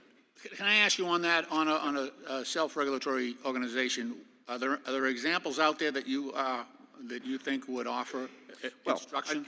Sure. I mean, first of all, by self-regulatory organization, I mean something that is closely supervised by the agencies. It doesn't simply go off on its own, like FINRA, like the NFA. We do have a precedent for jointly recognizing those SROs. And so what I'm suggesting is sort of going the next step where we say, all right, we're going to have a joint one that is mandated to do this common task, if you will, and develop rules that would then have to be approved by both agencies. But again, I think it's a good interim step forward. It would allow us to bring this sector within regulation, which I think is better than pushing it out. I want to let Mr. Blaugrund get in on this a little bit from the SEC perspective. Thank you. I would agree that finding a path forward that in some respect renders moot the question of whether a token belongs on one side of a perimeter or the other seems like a sensible path. With respect to the process of doing that, we think potentially dual registration of exchanges or broker-dealers that would allow for example, a national securities exchange that decides to trade digital assets to also trade Bitcoin and ETH, if those are determined not to be securities, would be essential, as those are, as was noted, the lion's share of the market activity today. Thank you, Mr. Chairman. I appreciate your courtesy, and I yield back. The gentleman yields back. I now recognize the chairman of the full committee on agriculture, Mr. Thompson, for 5 minutes. Well, Chairman, thank you so much, and thank you to each of the witnesses for being here for this joint hearing. I want to echo my fellow colleagues' comments and thank our members and witnesses for being here today. When Chairman McHenry and I first met to discuss the digital assets framework, we set our eyes to a bold plan We sought to put forward the best policies we could by developing together. While both our committees have been considering digital assets for several years, over the past few months, members of both committees have engaged in robust and collaborative debate and education on the current securities and commodities laws and regulations. This joint hearing is a culmination of those events, which have shed light on a couple of key points, including the current process to determine if a digital asset is a security or not is unclear, unworkable, and impractical. The CFTC lacks the essential regulatory authority over retail serving intermediaries in the digital commodity spot markets, and the treatment of customer assets held by intermediaries needs to be strengthened. And I'm proud of the thoughtful approach that members of the Agriculture Committee have taken to considering these questions thus far, and I look forward to the work ahead with our financial services partners. It is that thoughtful curiosity that makes for the best regulation in the end. And I hope we're able to work together in a bipartisan manner on a substantive legislation to address the issues that are being discussed today. Now, our committees have a historic opportunity to work together to create a comprehensive digital assets market framework that will provide a pathway for developers and users to engage with digital assets in a safe, compliant, and, quite frankly, productive manner. So my first question I have is Mr. Culkin. Mr. Culkin, Mr. Massaud suggests that the CFTC and SEC should establish a joint self-regulatory organization, SRO, to regulate pursuant to core principles established by Congress. Do you think a CFTC-SEC joint SRO construct is an efficient, effective, and a practical solution? So thank you for the question, Mr. Chairman. I agree with a lot of the diagnosis that Mr. Massad has offered. I worry that creating a new SRO from scratch would take time. I don't know. I think about this in terms of incremental progress, and I don't know that we need to recreate the wheel here. And so I noted in my opening statement that more than 70% of digital commodities currently being traded are commodities. And so by expanding the CFTC's authority beyond just enforcement authority, which is reactionary, to regulatory authority and requiring those exchanges, those intermediaries, to be registered, regulated, examined, and then subject to enforcement, that's probably a quicker path to providing the investor protections that are currently lacking in these markets. Could you please tell me about past instances where the CFTC and the SEC has shared jurisdiction and whether there are any lessons learned from those experiences? Sure. So I think the biggest success case is post Dodd-Frank, when the SEC was given jurisdiction or asserted jurisdiction over security-based swaps, the CFTC over swaps. And through that, the SEC and the CFTC adopted joint rules together that really set the fundamental baseline for swap market regulation. I think that succeeded because Congress led and gave direction. And I would contrast that with the work that's been done on security futures contracts and securities future regulation, where the agencies work together, but not with the same direct clarity from Congress, and it hasn't been as successful. Mr. Massaud cites the National Futures Association as precedent for this construct. Are you familiar with NFA's role as a joint CFTC-SEC SRO?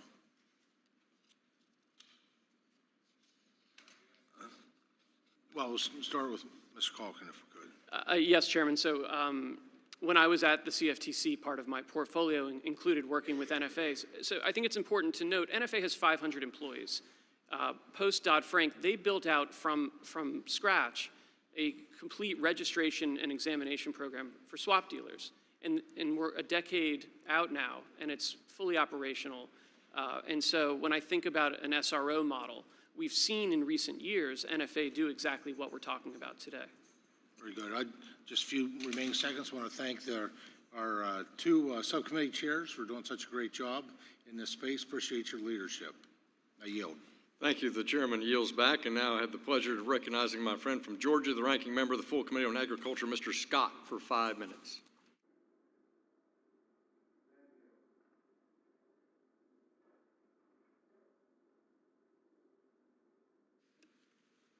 Thank you. Am I on? Okay. Thank you very much, and I want to thank all the witnesses for joining us and being here. This is a very important and timely hearing. As some of you may know, I have long been concerned about the risks and the pitfalls of cryptocurrencies and what they pose for our retail investors. And also, as some of you may know, as chairman of the House Agriculture Committee, I provided leadership on this issue 1 year ago. On May 13th, 2022, we held a hearing examining fintechs and its proposal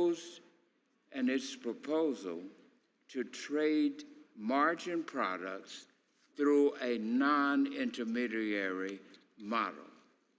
And in that historic and monumental hearing in our House Agriculture Committee, I raised my serious concerns about this proposal because I believed it made an already risky market even riskier for investors. I was concerned that FTX was playing fast and loose with our markets to the detriment of the customer, and I have been proven right. And I continue to be concerned, as are now many other members of Congress who have followed my leadership on this issue, about the vulnerability and the volatility of cryptocurrency, which we have seen time and time again.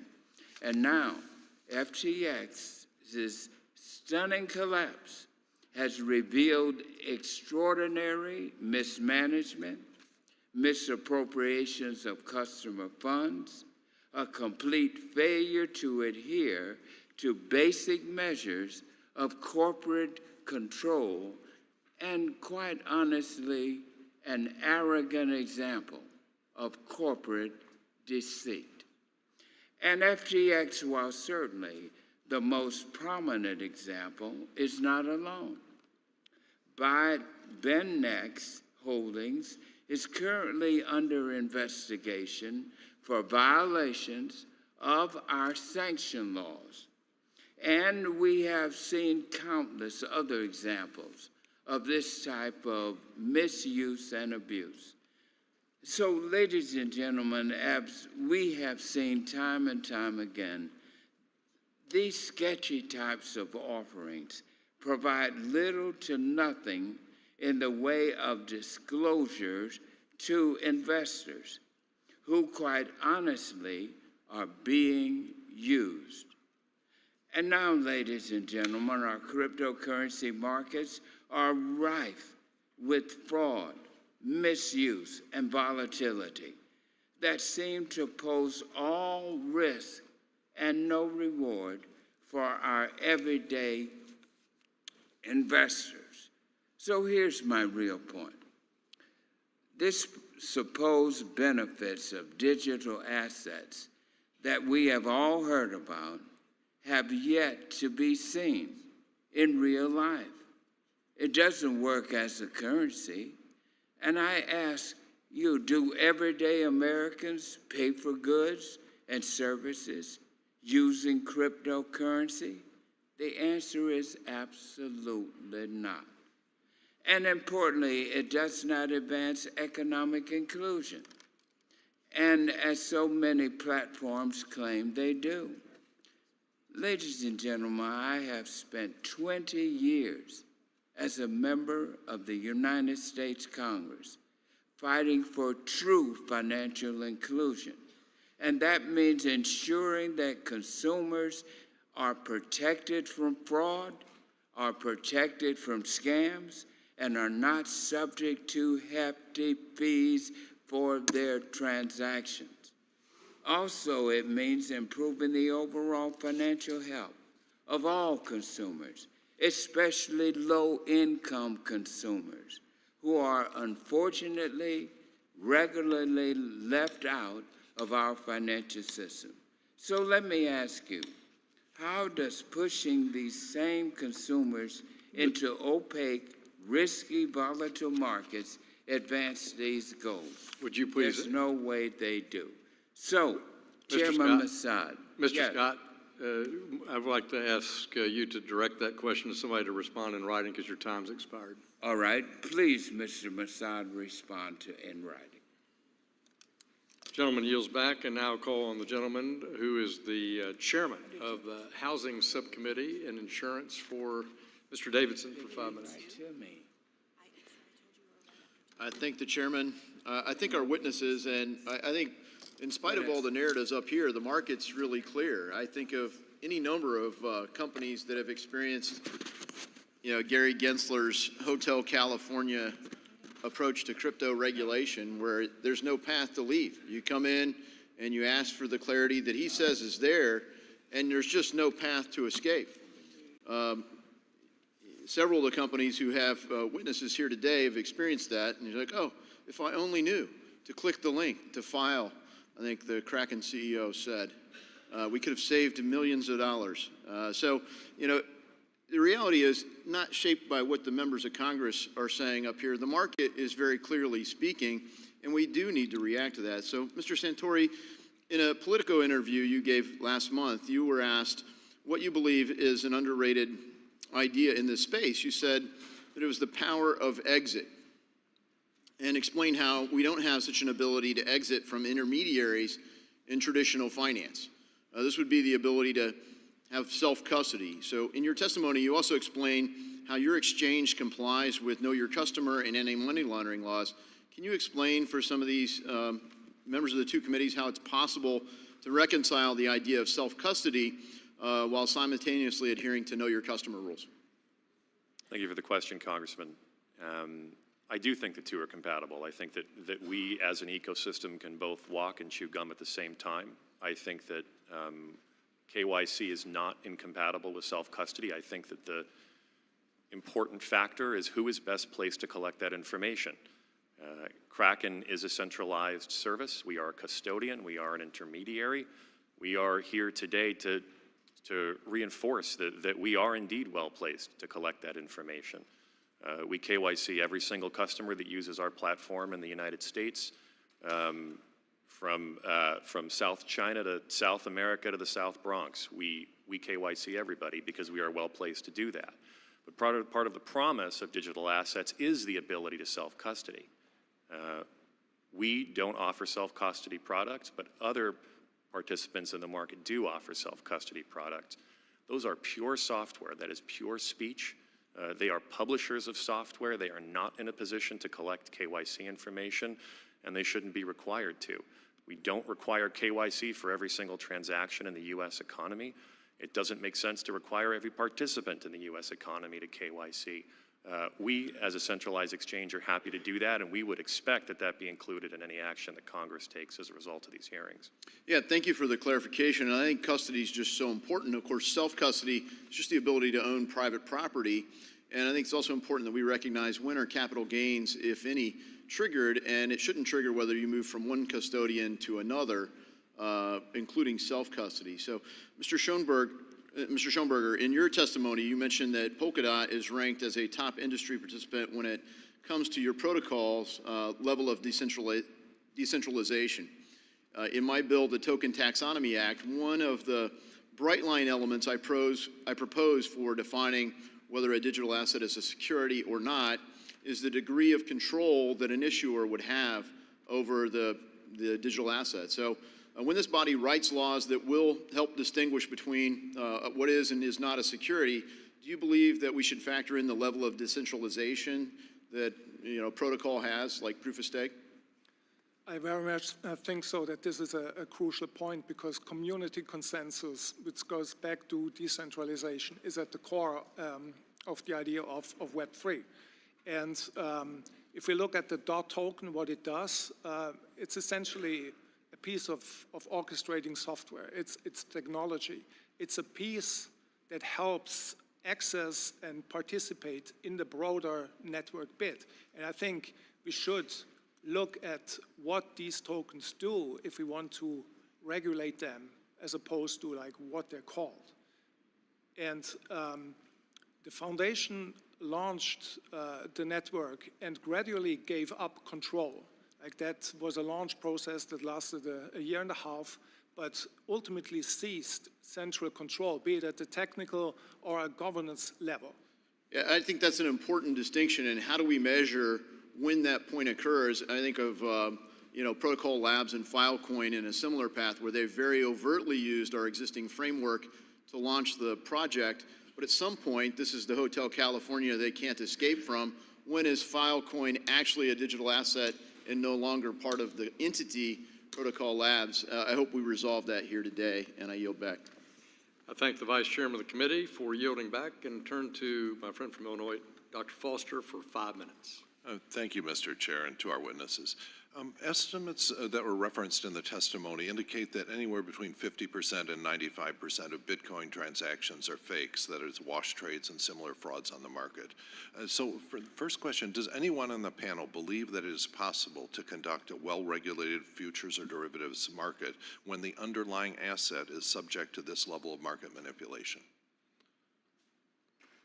Let the record show that no one believed it was possible. Sir, you have two people with their lights on. I think. Oh, is that right? Okay, Well, yes. well, Congressman, So describe how you can have a well-regulated derivatives market when the underlying asset is subject to massive market manipulation. Well, I think that question supports why the CFTC, which is limited right now to simply monitor The spot fraud. market, right, yeah. That's right. And I agree completely, that's the point. You agree with the point that we've got to do a better job. We have to eliminate manipulation of the spot market to have a well-regulated derivatives. Yes. Okay. So everyone concurs with that, great. Now, if we wish to prevent wash trades, insider trading, front-running, money laundering, ransomware, and everything else, is there any alternative to having both sides of every crypto transaction associated with a traceable digital identity, and have that digital identity issued by a government with which we have extradition treaties and a common concept of financial fraud? Is there any alternative to that?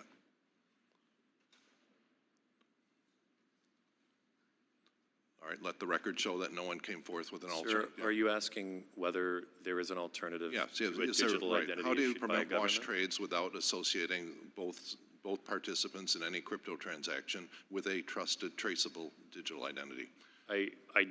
I do believe there are alternatives to that. I believe the alternatives are numerous. Could you describe one example of something that can prevent wash trades that does not have traceability of digital identity to both participants?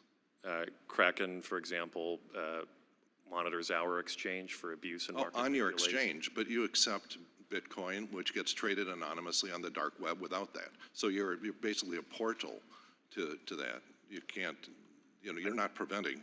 I wouldn't say that at all. I think we play an important role as gatekeepers in this industry. But there are wash trades happening with self-custody that you cannot control, for example.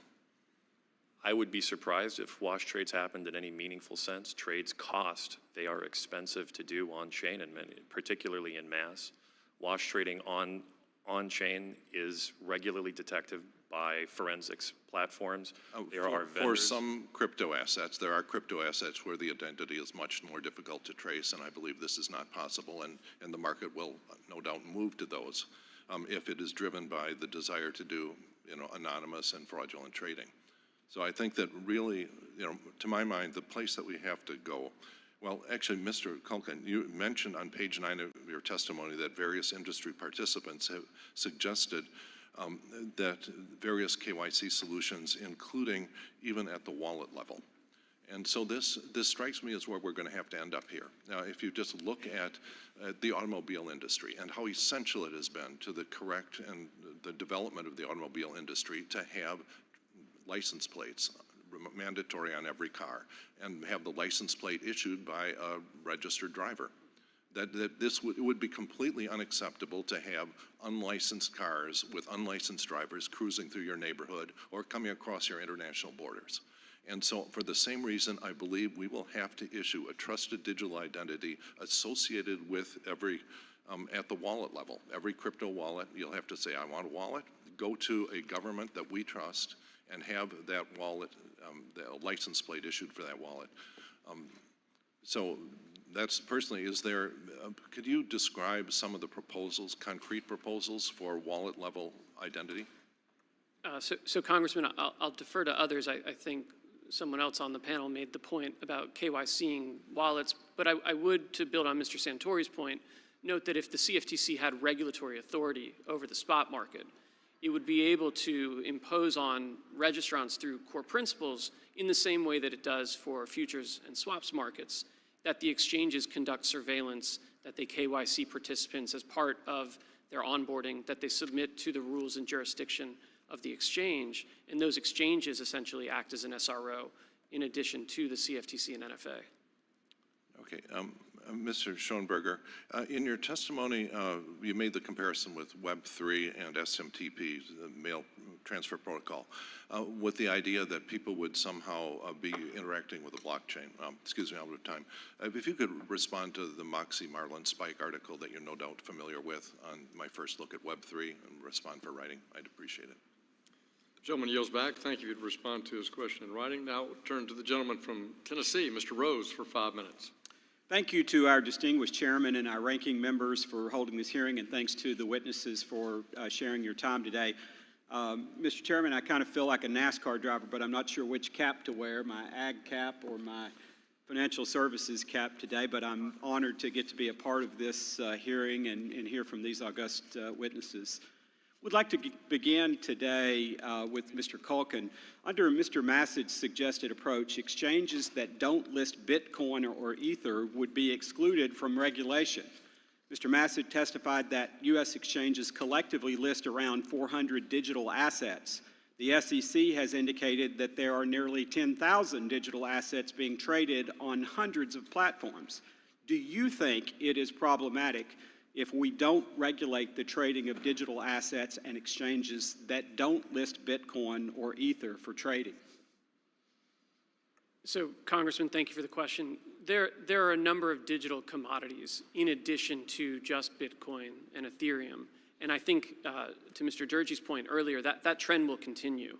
And so creating an artificial restriction to only include those digital commodities, I suspect we would be back here speaking with you again in the future. Again, Mr. Culkin, I've heard some of my Democratic colleagues, particularly on the Financial Services Committee, claim that because Gary Gensler has declared that nearly all digital assets are securities, that we should just treat them all as such. Do you think this is the right approach, to do nothing and let Mr. Gensler just have full control of the space? So Congressman, I don't, but I don't think that that's the best approach, because nearly 70% of digital commodities traded today have already been deemed commodities by the CFTC as a body, as opposed to any chairman, commissioner, or staff. And so I think we need to be thoughtful about which products are commodities and should be treated as commodities, just like oil or soybeans or interest rates. I personally would liken Chair Gensler's approach to my son Sam's approach. He's 2 when it comes to toys. He wants to hold all the toys, but he doesn't want anyone else to be able to play with the toys at the same time. And so I thank you for your answer.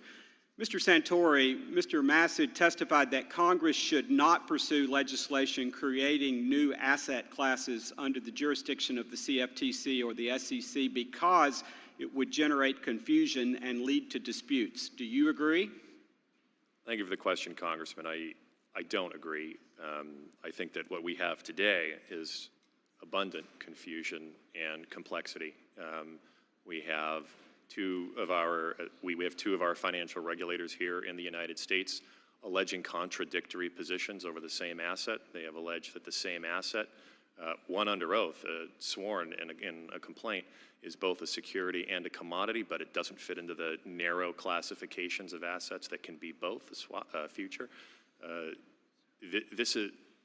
What we have today is the untenable position. What we have today is the unending complexity and litigation that is leaving consumers unprotected and leaving us as a global organization unable to plan and unable to invest here in the United States. Mr. Culkin, would you like to respond to that as well? No, I agree with Mr. Santori. Thank you.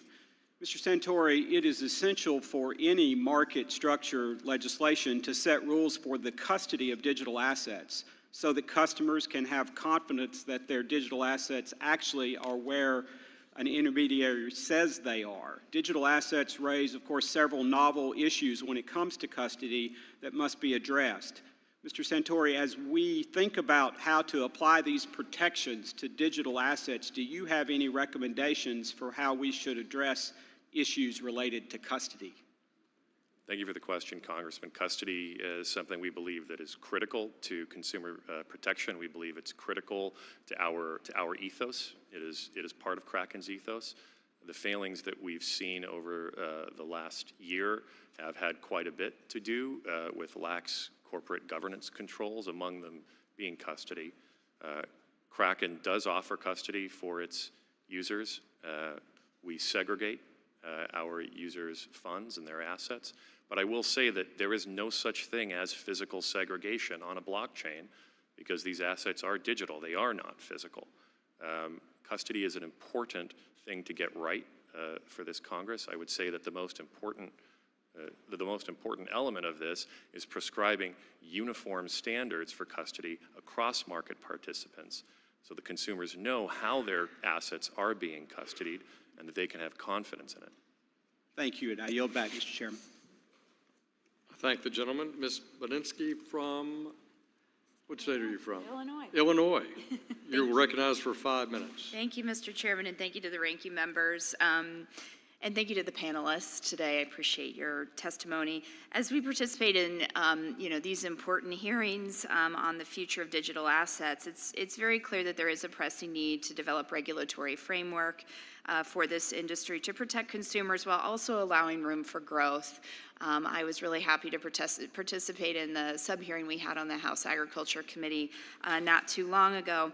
But maybe zooming out a bit on this topic. At the same time, I hosted a town hall, my first town hall as a freshman in my district last week, and we talked about a whole host of issues from the Farm Bill to the debt ceiling. And yet I don't hear a lot about these issues from my constituents. I represent a very rural part of our state in central and southern Illinois, and so I'm asking to all of you as panelists, how do we frame this conversation for folks like myself back home when we're talking to constituents as it relates to the vision for DeFi to be a supplement to those who have been underrepresented in the traditional finance markets in particular? I'd be interested in your thoughts. Thank you.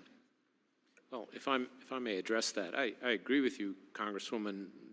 These issues obviously aren't central to most Americans who are worried about whether they'll have a job, whether their incomes will rise, the price of goods, education of their families.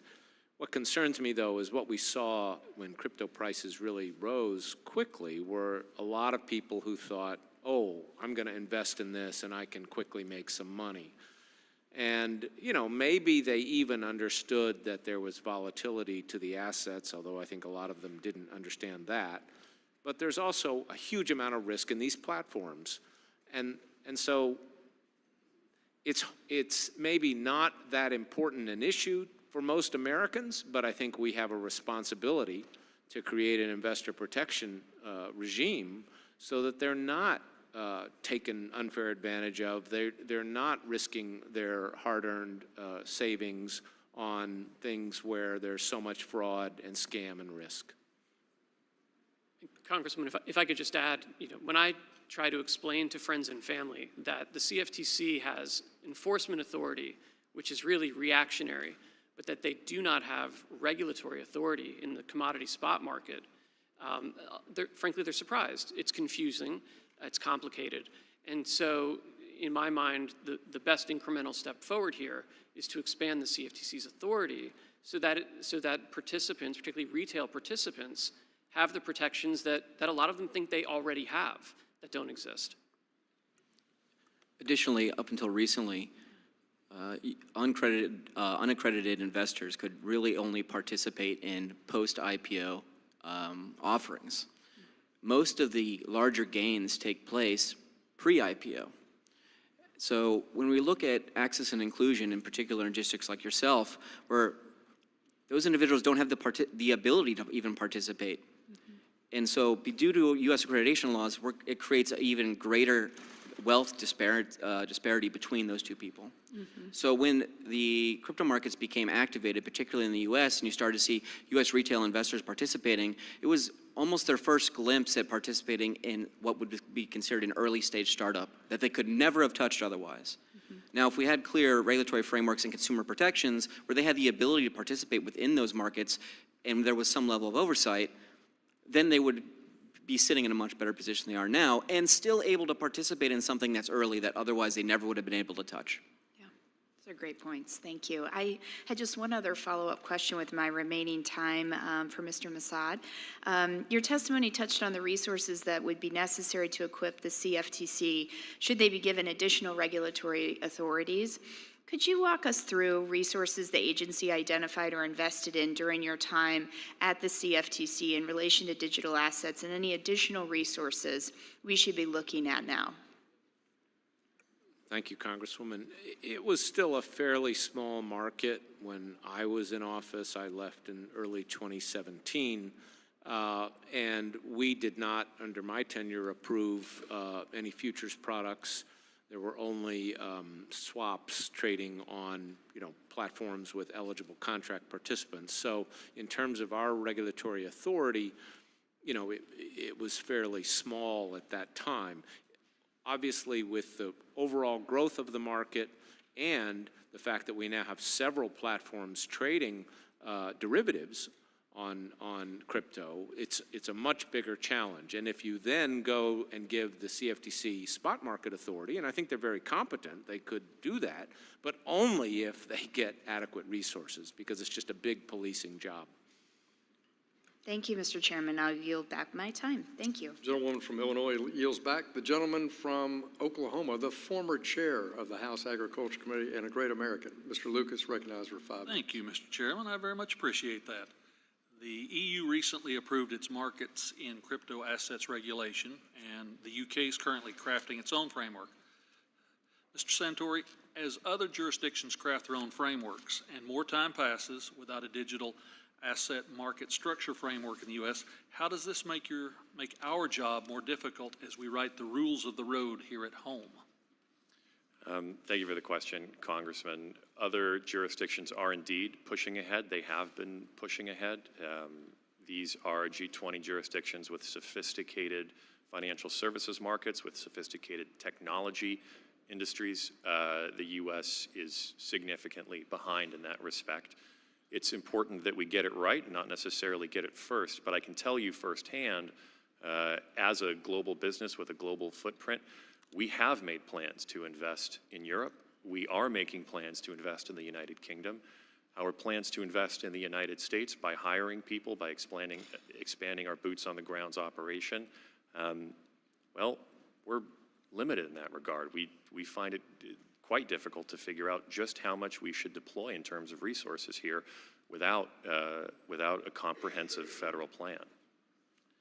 As we continue this discussion and work towards legislation, we should keep in mind that the United States, of course, has the most efficient, most liquid, and the deepest capital markets in the world. And this is a result of our willingness to embrace innovative technologies, not stop innovation in its tracks.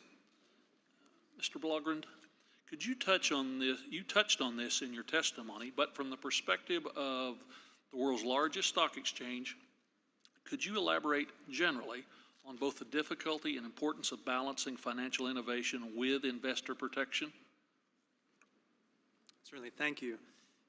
I think you placed it very well. Balancing investor access and investor protection is a crucial exercise. And certainly the framework that we see in the national securities exchanges is one model which may lend itself well to this more nascent space. In particular, the segregation of roles between an exchange and a broker, between an exchange and a clearinghouse and a custodian, that's really basic risk management and can give the public consumer, the public investor, confidence that they're not going to be, to use a crypto term of art, rugged. Following up on that, you discussed how the regulators could choose to provide relief for exchanges that want to list digital assets. From your perspective, what SEC and, for that matter, CFTC rules should be altered to address this? I think the first issue that needs to be addressed is really a chicken and the egg problem. Right now, there are prospective issuers who are reluctant to pursue registration because there aren't exchanges, sort of capital E national securities exchanges on which they could trade. And national securities exchanges are reluctant to enter the space because there are no listings that have been effective under the SEC. So I think the SEC needs to consider some sort of on-ramp to allow for existing tokens to come into the regulatory fold, and find a way that we can sort of end this chicken and the egg situation. Mr. Santori, you discussed that a major barrier for digital asset trading platforms is to register with the SEC. Is the direct interaction with retail investors rather than through broker-dealers. In your view, what revisions are needed to current law as it relates to broker-dealers in order to have a digital asset trading platform to be successful? And what are the characteristics of digital assets do you believe that make this necessary in my remaining time? Thank you for the question, Congressman. We believe that the broker-dealer construct is a flexible enough construct to accommodate a great deal of trading in digital assets. Broker-dealers can interact directly with consumers and investors. They can elect under Reg ATS to operate essentially as an exchange. This flexibility is, I think, critical to the task in front of Congress today. And you can contrast that flexibility with the rigid regime that exists for national securities exchanges that require intermediation, require that assets not trade after hours because of the price pressure that occurs on that trading after hours, require transfer agents, which are one of the extractive intermediaries that are obviated by digital assets and blockchains. We think that the SEC still has a role over the future of digital asset trading, and the broker-dealers, specifically the ATS regime, is an excellent fit. Thanks, Mr. Santori. Gentleman's time has expired, and what the committee is very pleased that the witness from the New York Stock Exchange used an ag analogy of chicken and egg. We're grateful for that today. And now I turn to the distinguished ranking member of the full committee, Mrs. Waters, for 5 minutes. Thank you very much. I'm going to address this question to Mr. Blaugard. As I mentioned in my opening statement, this committee has heard from a wide range of market participants about the need to address discrete risk posed by stablecoins, which would be subject to bank-like runs similar to what we saw with SVB and previously with money market funds. We have also heard about the need to enhance the SEC's authority because it is currently limited when going after firms overseas, and the need to enhance CFTC's authority because it currently lacks authority over so-called spot markets. However, there's a broader effort underfoot to establish an entirely new market structure for cryptocurrencies and their issuers. I think that we should first pause and consider whether our securities and commodity market structure is sufficient to address these issues. For 90 years, the New York Stock Exchange and other market participants have been highly regulated to enable American companies seeking capital to gain the trust of investors who have it. We often talk about how our capital markets are the envy of the world, and it is our securities laws that make that so. Your exchange must abide by strict rules about what it can and cannot do. This is a result of regulation designed to protect investor assets by providing the markets with material information, eliminating conflicts of interest and risk to our financial system, and promoting fair competition. In your view, are crypto exchanges meaningfully different from traditional exchanges such that they should warrant an entirely new legislative and regulatory framework? What would be the effect of crafting a new and separate legal framework for crypto exchanges? Thank you very much for your question. I think it's a general principle that like functions should be regulated in like fashion. And while it is true that the digital asset trading platforms have commingled many of the functions which in the traditional markets are discretely highly regulated, like brokerage, exchange, clearing, and custody. The fact that they've commingled them doesn't decrease risk, it increases risk. So in our mind,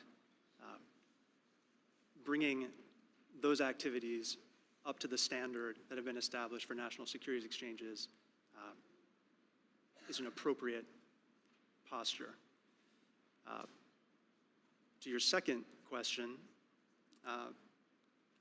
we're certainly concerned that should there be an alternative, lighter touch treatment that's developed for digital assets, that there's the risk of regulatory arbitrage that's established, and that would somehow diminish or degrade the investor confidence, the resiliency, the transparency, and the leadership of our more traditional markets as well.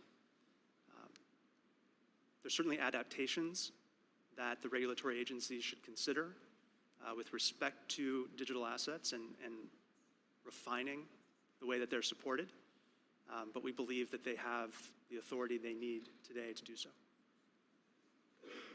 Thank you very much, and I yield back the balance of my time.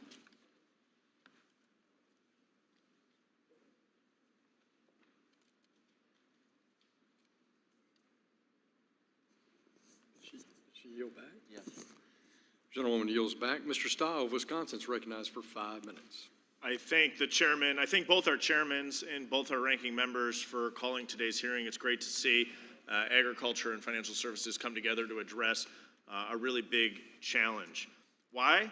Because I think it's time for Congress to get to work on digital asset rules, because the current regulation by enforcement practice is not working. Last month, the Financial Services Committee, we asked the SEC Commissioner, Chairman Gensler, for his view on the future of digital assets regulations. And candidly, we didn't learn a lot. We didn't hear a path forward for digital asset regulation. Maybe one of the only things we learned was that Chairman Gensler's never traded a digital asset himself. We don't know what Chairman Gensler's plans are. There's not clear rules in front of us. And regulation by enforcement doesn't work. And the come in and register black box served, the register by black box is serving to chill the digital assets innovation. I don't think we can afford as a country to cede regulation to other countries. I'm concerned that it's going to move innovation outside the United States, move it overseas, costing Americans jobs, and putting U.S. retail investors ultimately at a disadvantage. And I think this hearing demonstrates that Congress is ready to do the job. Let me dive in and ask a question, if I can, of you, Mr. Schoenberger. In particular, when we think about the global construct, right? So if we fail to do this here in the United States and we see innovation move abroad, I want to look at what other countries, what other regions are doing. In particular, how do regulators in Europe view blockchain technology? And in particular, how does this attitude differ from that of U.S. regulators? Thank you, Congressman, for the question. So I can speak for the Web3 Foundation that took a very deliberate decision at the time to be headquartered in Switzerland.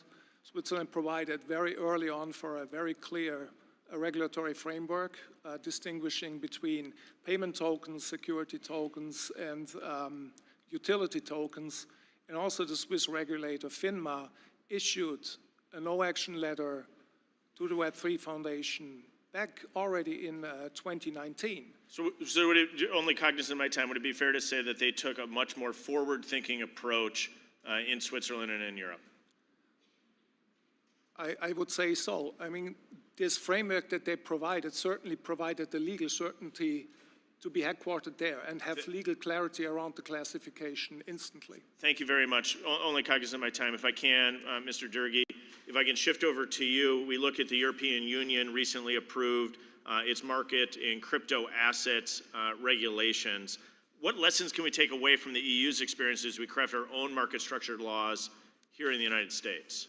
Yes, thank you for the question. As we look at the rollout of MiCA, which won't take place actually until 2024, it really is the first large-scale jurisdictional regulatory framework that we've seen from a major market. It's very focused on retail investors, in particular protecting them in the earlier stages of these projects and the project development, but I would say it would be a misstep to only look there.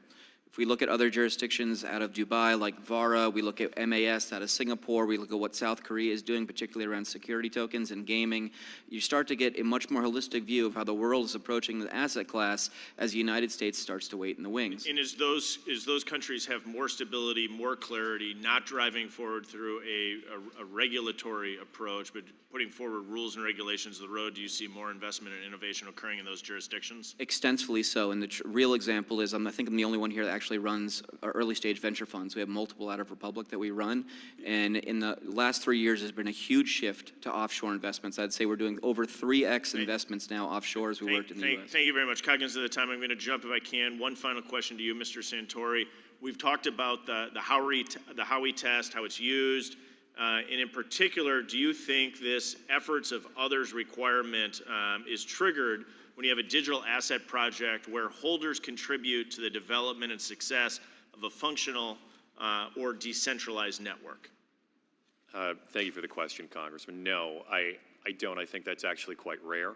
I think that the attraction of blockchain networks is, among other things, the ability to coordinate between large, otherwise disorganized groups whose efforts contribute to the code, but don't act together as issuers, who don't exercise managerial expertise over profits and losses. This is a very different environment than what was contemplated in Howey and its orange groves. Thank you very much, because one of the, as we all know, the requirements of the Howey test is that the profits be primarily derived from the efforts of others. I think your comment there is helpful. Mr. Chairman, I yield back. Gentleman yields back. Gentleman from North Carolina, Mr. Davis, is recognized for 5 minutes. Thank you so much, Mr. Chair. And I'll say good morning to all the witnesses today. Thank you so much for joining us, and especially to my colleagues too on the Financial Services Committee, as well as those on our House Agriculture Committee. Looking at the Pew report or research that was done, and this particular data point is showing as high as 66% of minority communities using, and this is self-report, by the way, U.S. adults that are self-reporting having traded or used cryptocurrency. And my question here is, I've looked at different research that's been out there, just trying to get an understanding of what's taking place. And I'm just wanting to understand, as we're here trying to discuss regulation, how do we best understand right now in terms of the data and what's actually taking place before us? Well, if I may answer that, Congressman, I'm very concerned by the statistic you cited. I think it does suggest that a lot of people might be jumping into this space not being fully aware of all the risks. I think we certainly saw that as prices started to go up dramatically in crypto. And I think it just speaks to the need to create a much better investor protection framework. We do not have that today in this industry. If I could add, Congressman, this discussion is not just about people using tokens or people using digital assets. This discussion is about people using the product of those digital assets, the functional use cases that exist today, and this Congress has heard from witnesses who have laid bare some of those uses. I can add a couple to that pile, but maybe one in particular that I think illustrates that distinction between the use case and the coin. Today, when you watch a video on your phone, and we've all probably watched videos on our phone from time to time, those videos are recorded in far-off places using different standards, resolutions, color schemes, etc. Transforming that into a version that fits on your phone takes computing and processing power. It takes time and effort, and it's expensive. There are blockchain-based networks now that coordinate and incentivize that process. It's called transcoding, so that end users can see that video that's being recorded at a different resolution on their phone, on their screen, on a big screen, on IMAX, right? People are using that technology today to view videos of all kinds, mundane use cases that have nothing to do with blockchain technology, but those use cases are being provisioned and delivered because of functional networks in digital assets. Kraken doesn't provide that. We would be the subject of regulation. We only provide liquidity services, but we're a part of that ecosystem, and that's part of this conversation today. When I think, broadly speaking, and we look at recent market, what's happened with the market in terms of crashes, and I come back to just trying to piecemeal and understand the dynamics of what's taking place, you know, it would be concerning at how we're able to identify, you know, certain trends in the data. And what would be important to me when we obviously are talking about safeguards, consumer protection, you know, fraud scams that are taking place, at how we are proactively looking at any trend lines to further protect consumers. And I would love, with the time remaining, if anyone would like to just add another comment on what that looks like, identifying any trend lines that would be of concerning when we're talking about putting safeguards in place for consumer protection. Yeah, Congressman, if I could, I'll maybe offer that. I think right now, market participants see press releases where regulatory agencies like the CFTC are bringing cases in the spot market for trading of things like Bitcoin, Ethereum, certain stable coins for fraud and manipulation. And so they assume, or they think, that the CFTC has full regulatory authority for those markets, and they don't. And so they later find out that customer funds aren't being segregated, the markets aren't being subject to surveillance, they're not getting specific treatment under bankruptcy. And so there's an effort that could be made to expand the authority, which would then go to further education of the market. Thank you. Yield back, Mr. Thank you, Mr. Davis. Mr. Davis yields back. Mr. Timmons of South Carolina is recognized for 5 minutes. Thank you, Mr. Chairman. The question, is a digital asset a security, really is a question of should existing securities regulations apply to digital assets? It seems to me that the answer is no. Blockchain technology enables digital assets to be created, stored, transferred, and transacted. The use of digital assets is essential to our discussion here. Some are cryptocurrencies intended to be used as a means of payment to buy goods and services. Some are digital assets intended to represent traditional assets, such as equities, bonds, or derivatives. Some are digital tokens intended to provide access to and operate blockchain-based infrastructures. Further still, digital assets have different funding structures at their inception, different governance structures, different operational rules, and different marketed economic realities. Existing securities regulations simply do not have the appropriate flexibility to foster innovation and support the adoption of blockchain technology in all of its use cases, while also providing the necessary investor protections. Here in Congress, we face a daunting task in navigating these regulatory waters. I believe Congress must act to clarify the regulatory uncertainty. Digital assets will be a huge part of the global economy in the future. The strength of our markets and the rule of law in the United States gives us the ability to lead in the future of digital assets. That ability to lead is also often a burden. It is a burden that we are obligated to rise to the occasion and meet. So the purpose of this hearing is to identify what future framework will best meet the needs of the digital assets industry while protecting our citizens from foreseeable harm. Along those lines, I have a few questions around whether existing securities regulations should apply to digital assets. One of the hallmarks of digital asset that has reached its full potential is being functional and decentralized. Mr. Schoenberger, would you discuss what it means for digital asset to be functional and decentralized, and why these features have become the end goal for so many digital asset projects? Thank you, Congressman, for the question. Well, I would say this is certainly true for DOT and some other projects, probably not for all. For those where that applies, we need to go back to the Web3 vision that is based on community consensus, and this necessarily requires that there's no central entity controlling the network.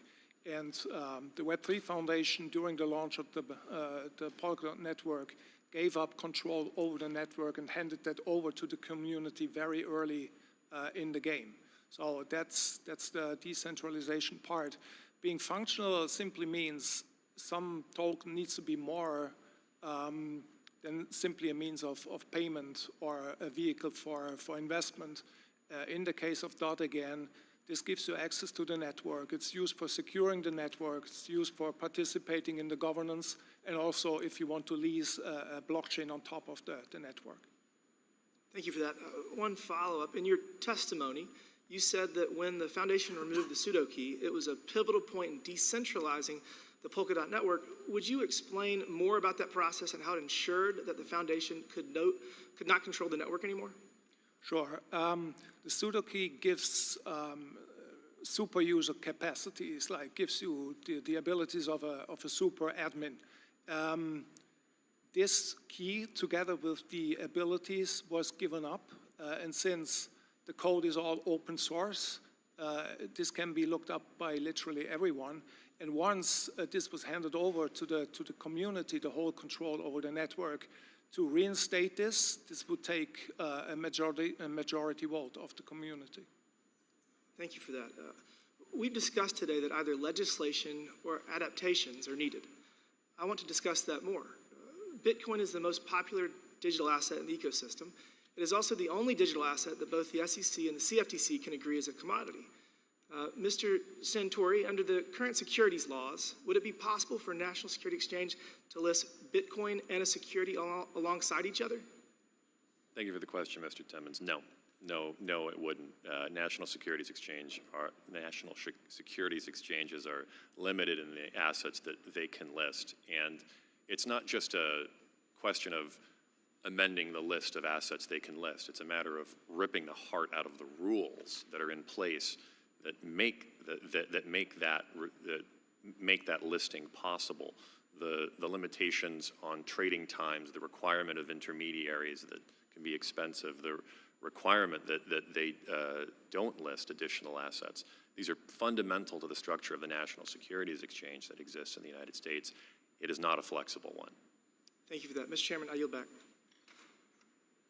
Gentleman yields back. The gentleman from Illinois, Mr. Cassidy, recognized for 5 minutes. Thank you, Mr. Chairman, and all our witnesses here today.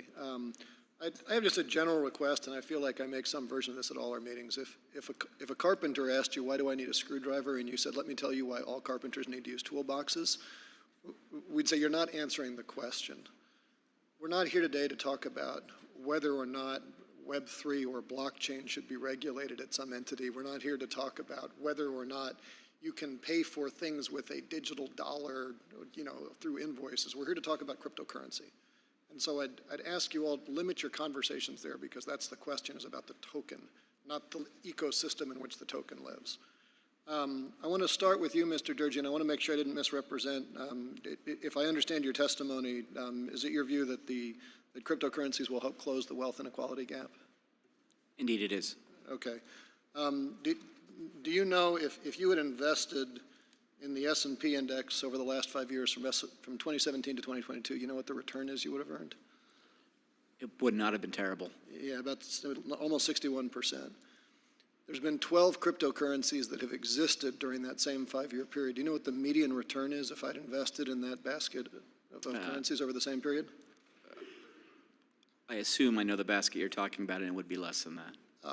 It's a lot less. In fact, I would have lost 46% of my money. It's a negative yield. Now, that's the median cryptocurrency, and we could talk about where the other ones are, but according to a recent report from the Bank for International Settlements, 73 to 81% of all of the Bitcoin traders during that period lost money. Do you want to revisit your statement about this being a great way to close the wealth inequality gap? I think when we look at the wealth inequality gap, we come back to the aspect of accredited versus unaccredited access. Well, that's a different question. There is the historical data is that this is not actually a way to grow wealth. I am really concerned if we are telling people who do not have the sophistication that this thing where they would have lost 46% of their money over the last 5 years is something other than, I don't know, a way to transfer wealth. Yeah, I think when we go back and we look at that, and we are all here to talk about consumer protections, right? That is the goal of this conversation. I ask the point because there is a myth about wealth inequality, and I am happy to debate facts. I'm not happy to debate lies. And I think we need to be honest about those facts. Mr. Blogard, I want to move to you. In your comments, you had mentioned that investor protections, such as segregation of roles between trading venues, market makers, asset custodians, are a hallmark of regulated exchanges. Totally agree. Thank you for making the point. I would remind us all that your comments, which I think are valid coming from your mouth, are virtually identical to comments that Sam Bankman-Fried made in characterization of FTX in his prepared testimony here last June.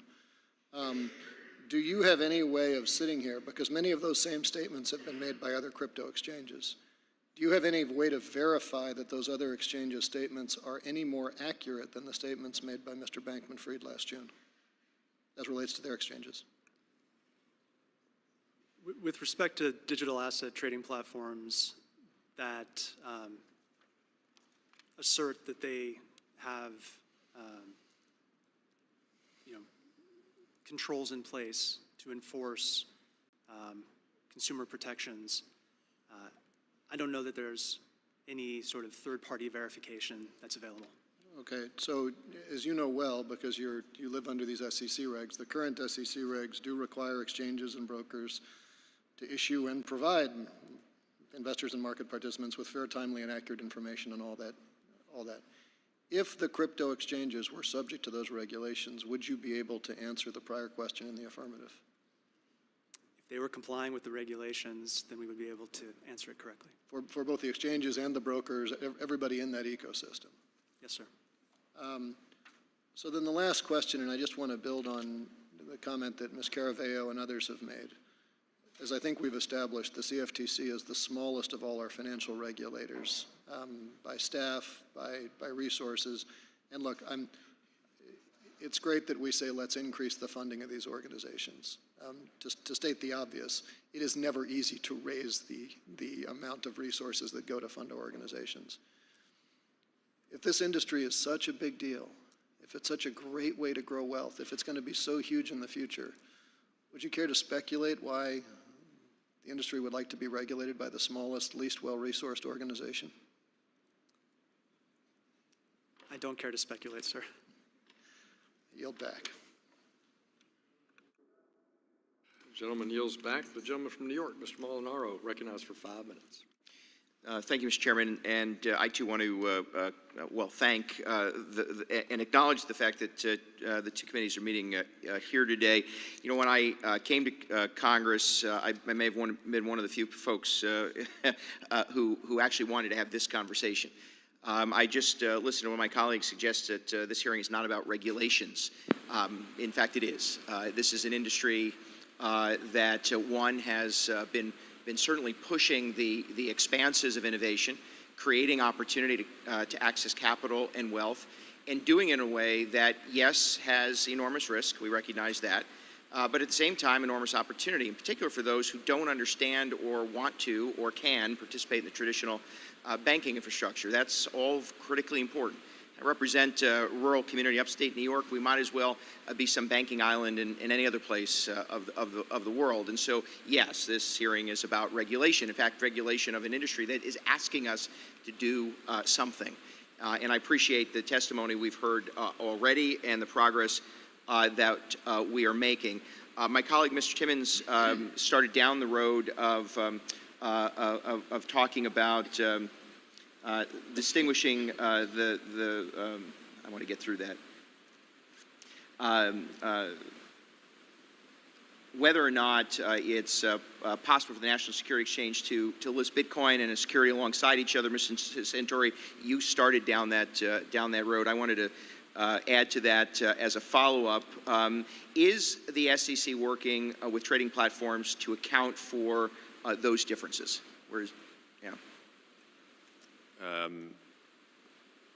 I can't speak for other participants in the digital asset industry or ecosystem. We did in fact try to work with the SEC. We had what I thought is good engagement with the staff. I won't go into the details of that, as I think building trust between the industry and its regulators is important. But at a point in those conversations, they were cut off, and I don't believe that had anything to do with the staff. So I can tell you that we tried. I can tell you as an attorney that's represented clients in the industry that other participants have tried. I don't believe that anybody has really gotten anywhere. Mr. Culkin, how would allowing an entity registered at the SEC to list a commodity for trading impact the CFTC's existing enforcement authority? So Congressman, it's a good question. It would be challenging. Right now, commodities are not traded on stock exchanges. They're not traded on alternative trading systems. And so it would create a lot of confusion because currently the CFTC can only look at the digital commodity spot market for fraud and manipulation. They're limited to enforcement authority only. And if the trading were to take place on a an SEC-regulated exchange, it would probably further restrict their ability to conduct that oversight. So it was suggested a few moments ago that some of this is merely or should be addressed simply through simple adaptation. Is it, in your opinion, that this is just an adaptation? I think it's an adaptation in the sense that the CFTC is already monitoring spot commodity markets for fraud and manipulation, but they don't have their full regulatory authority that they have in the futures markets. And so when you think about it that way, it's an extension of the CFTC's jurisdiction to require registration, regulation, examination, and enforcement in a way that's not meaningfully available right now. Mr. Santori, same question. Would you like to add to that? No, sir. I think Mr. Culkin covered it well. Fair enough. For all of you, I want to end where I began. It was suggested that this hearing is not about regulation. Seems to me it is. Is it necessary for Congress to move down the path of adequate guidelines and regulation? Simply yes or no? Yes. Yes. Yes. Yes. Yes. I don't think so. Thank you very much, and I yield back, Mr. Chairman. Gentleman yields back. The gentleman from Texas, Mr. Kazar, recognized for 5 minutes. Thank you, Mr. Chairman, and thank you to the leadership of the committees and subcommittees for bringing us together. I want to pick up my line of questioning where my colleague, Mr. Kasten, left off on the current state of play and the current rules that we're discussing. So several courts have determined that so many crypto assets indeed meet the Howey test and are securities. There are some, as we've discussed today, including Bitcoin, that seem to fall under CFTC jurisdiction. And so my first question is for you, Mr. Santori. Your platform is a cryptocurrency exchange.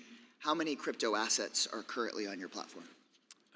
We support roughly 200 assets globally. Thank you. And of about those 200 assets, to your knowledge, how many of them are registered with the CFTC or the SEC as securities? Or sorry, with the CFTC as commodities or the SEC as securities? To my knowledge, none of them are. And so why are none of them registered? I can speculate on the basis of the projects that work on those securities. My belief is that there is no workable registration regime for those projects. Any registration regime laid out in front of them would require the intermediation of things like a transfer agent that would add nothing to consumer protection and would make the working of those digital asset blockchains untenable. And in your view, does current law allow for y'all to list unregistered securities on the exchange? Sorry, the question is, does current law allow for us to list unregistered securities on the exchange? I don't think so. And so if some of these indeed are securities or indeed are commodities, you wouldn't be allowed to list them if they were unregistered? You know, I have to tell you, you're getting into interpretations of the law of existing law as opposed to, you know, testimony that I can give on facts. I'd say that Kraken takes great strides in not listing securities, and we do not list securities. We have robust processes in place to vet the assets that we do support. We review every asset for, of course, its business use case and its functional use case. We review assets for cybersecurity vulnerabilities. And of course, we have a process in place to evaluate these assets as to whether they could potentially fall into either the world of regulated securities or regulated commodity derivatives. Thank you. I want to sort of ask a similar question now to Mr. Blaugrund. So can the New York Stock Exchange have unregistered securities on its platform? We do not. And so what would happen if it did? We would be subject to enforcement action, I presume, by the SEC.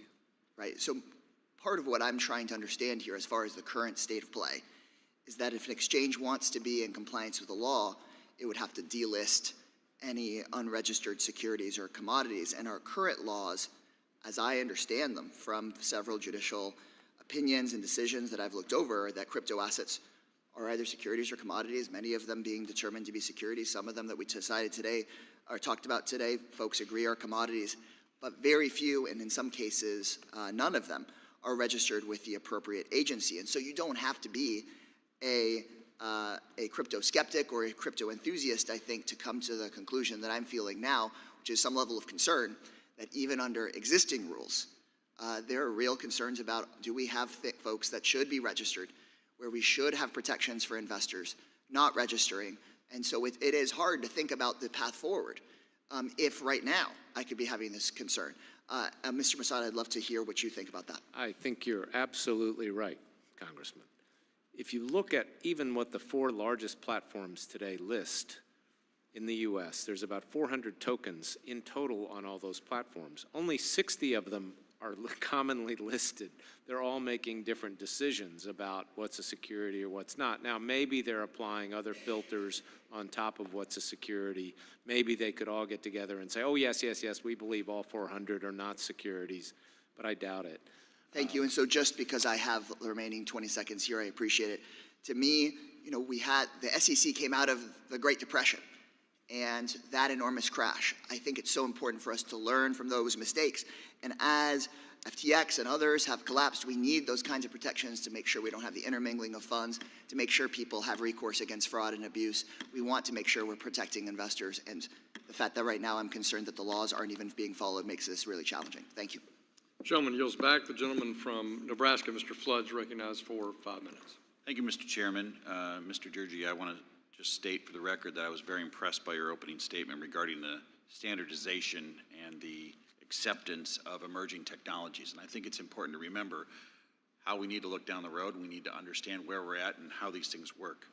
We've been discussing the need for regulatory clarity and digital asset regulation for the past few months. There's no question that in the aftermath of FTX, a company that cheated American investors from the Bahamas, and while some American firms begin to move offshore, an American regulatory regime for digital assets is needed. As it relates to digital assets, I firmly believe that we don't need more regulators. We need a way of clarifying when and where our current regulators should have jurisdiction over the existing market. In other words, we need to establish, and this is easier said than done, the CFTC lane and the SEC lane within the digital asset space. which is easier said than done. I want to make a record today, Mr. Santori, regarding Kraken. You've testified here today. Does Kraken maintain accurate books and records? Yes, we do, Congressman. Does Kraken make those documents available to regulators?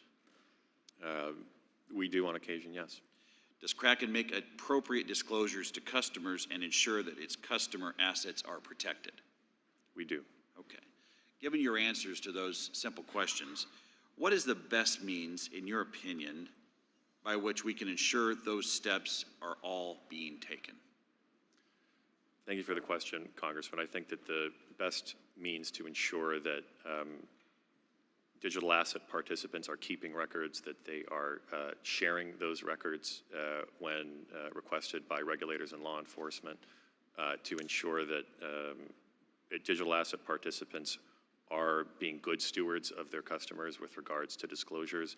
We need harmonization across those digital asset providers, a set of clear rules for the road so that we don't have to guess as to what those best standards those standards and best practices are.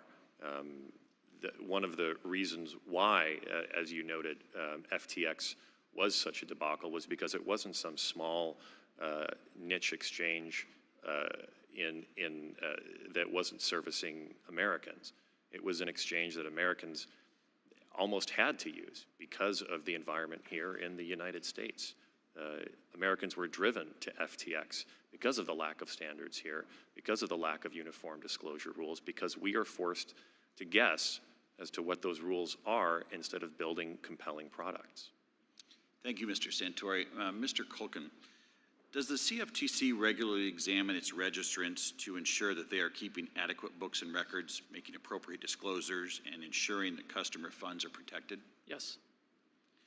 A follow-up to that, did any customers of LedgerX, the CFTC registered clearinghouse owned by FTX, lose any funds because of the FTX implosion? Not to my knowledge, no. Okay. I think it's important we get a number of these questions on the record. We are trying to solve a problem. We're trying to make it possible for Americans to participate in an economy and in an exchange, a framework that's going to be worldwide. And today, I think we got some good answers. I'd like to ask one more question to Mr. Culkin. If we, and this is regarding self-certification process and how it could be applied in digital assets. Mr. Culkin, if a commodities exchange attempts to self-certify the trade of a product under current CFTC rules, what does that process look like for the applicant filing the self-certification? So currently, if a futures exchange wants to list a product, they have to file the product with the CFTC. They have to include basic commercial components of the contract, and then they have to provide pretty lengthy explanation for how that product's not susceptible to manipulation, how the financial resources are in place to facilitate that trading. And for digital assets specifically, the CFTC staff, excuse me, have put in place a heightened scrutiny review that's been in place now for 5 years. And those questions have to be satisfied as well. I don't know if I have enough time for the second question on the self-certification, but if the CFTC finds that an applicant's self-certification violates the Commodities Exchange Act, what recourse does the CFTC have? So if a submission fails to comply with the CEA and its rules, then the product would be rejected, and it would not be able to be listed for trading. Thank you, Mr. Culkin. I yield back. I thank the gentleman. Ms. Salinas is recognized for 5 minutes. Thank you, Mr. Chairman, and thank you to our ranking members and chairs for bringing us all together to hold this joint hearing, and thank you to our panelists for taking all your time today.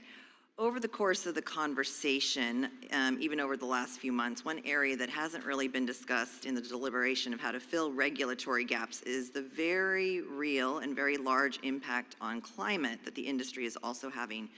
In my home state of Oregon, this has spurred state legislative action to require cutting carbon output. So my question for any of the panelists, as we grapple with how to regulate the digital asset industry, if, as with other fiduciaries, should we incentivize climate responsibility and penalize carbon emissions from high energy use facilities? And if so, do you have any recommendations for implementing a climate-friendly regulatory framework for the digital asset industry?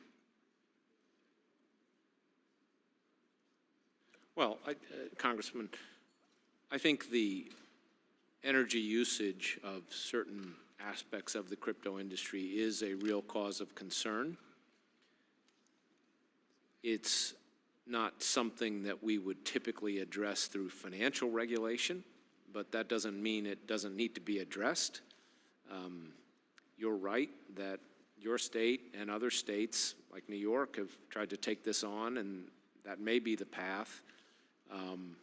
Certainly, though, beginning with some sort of framework where we have financial regulation that includes investor protection and that includes disclosure about a lot of these things would be a step forward, and then one can decide who is the proper regulator to address the energy aspect.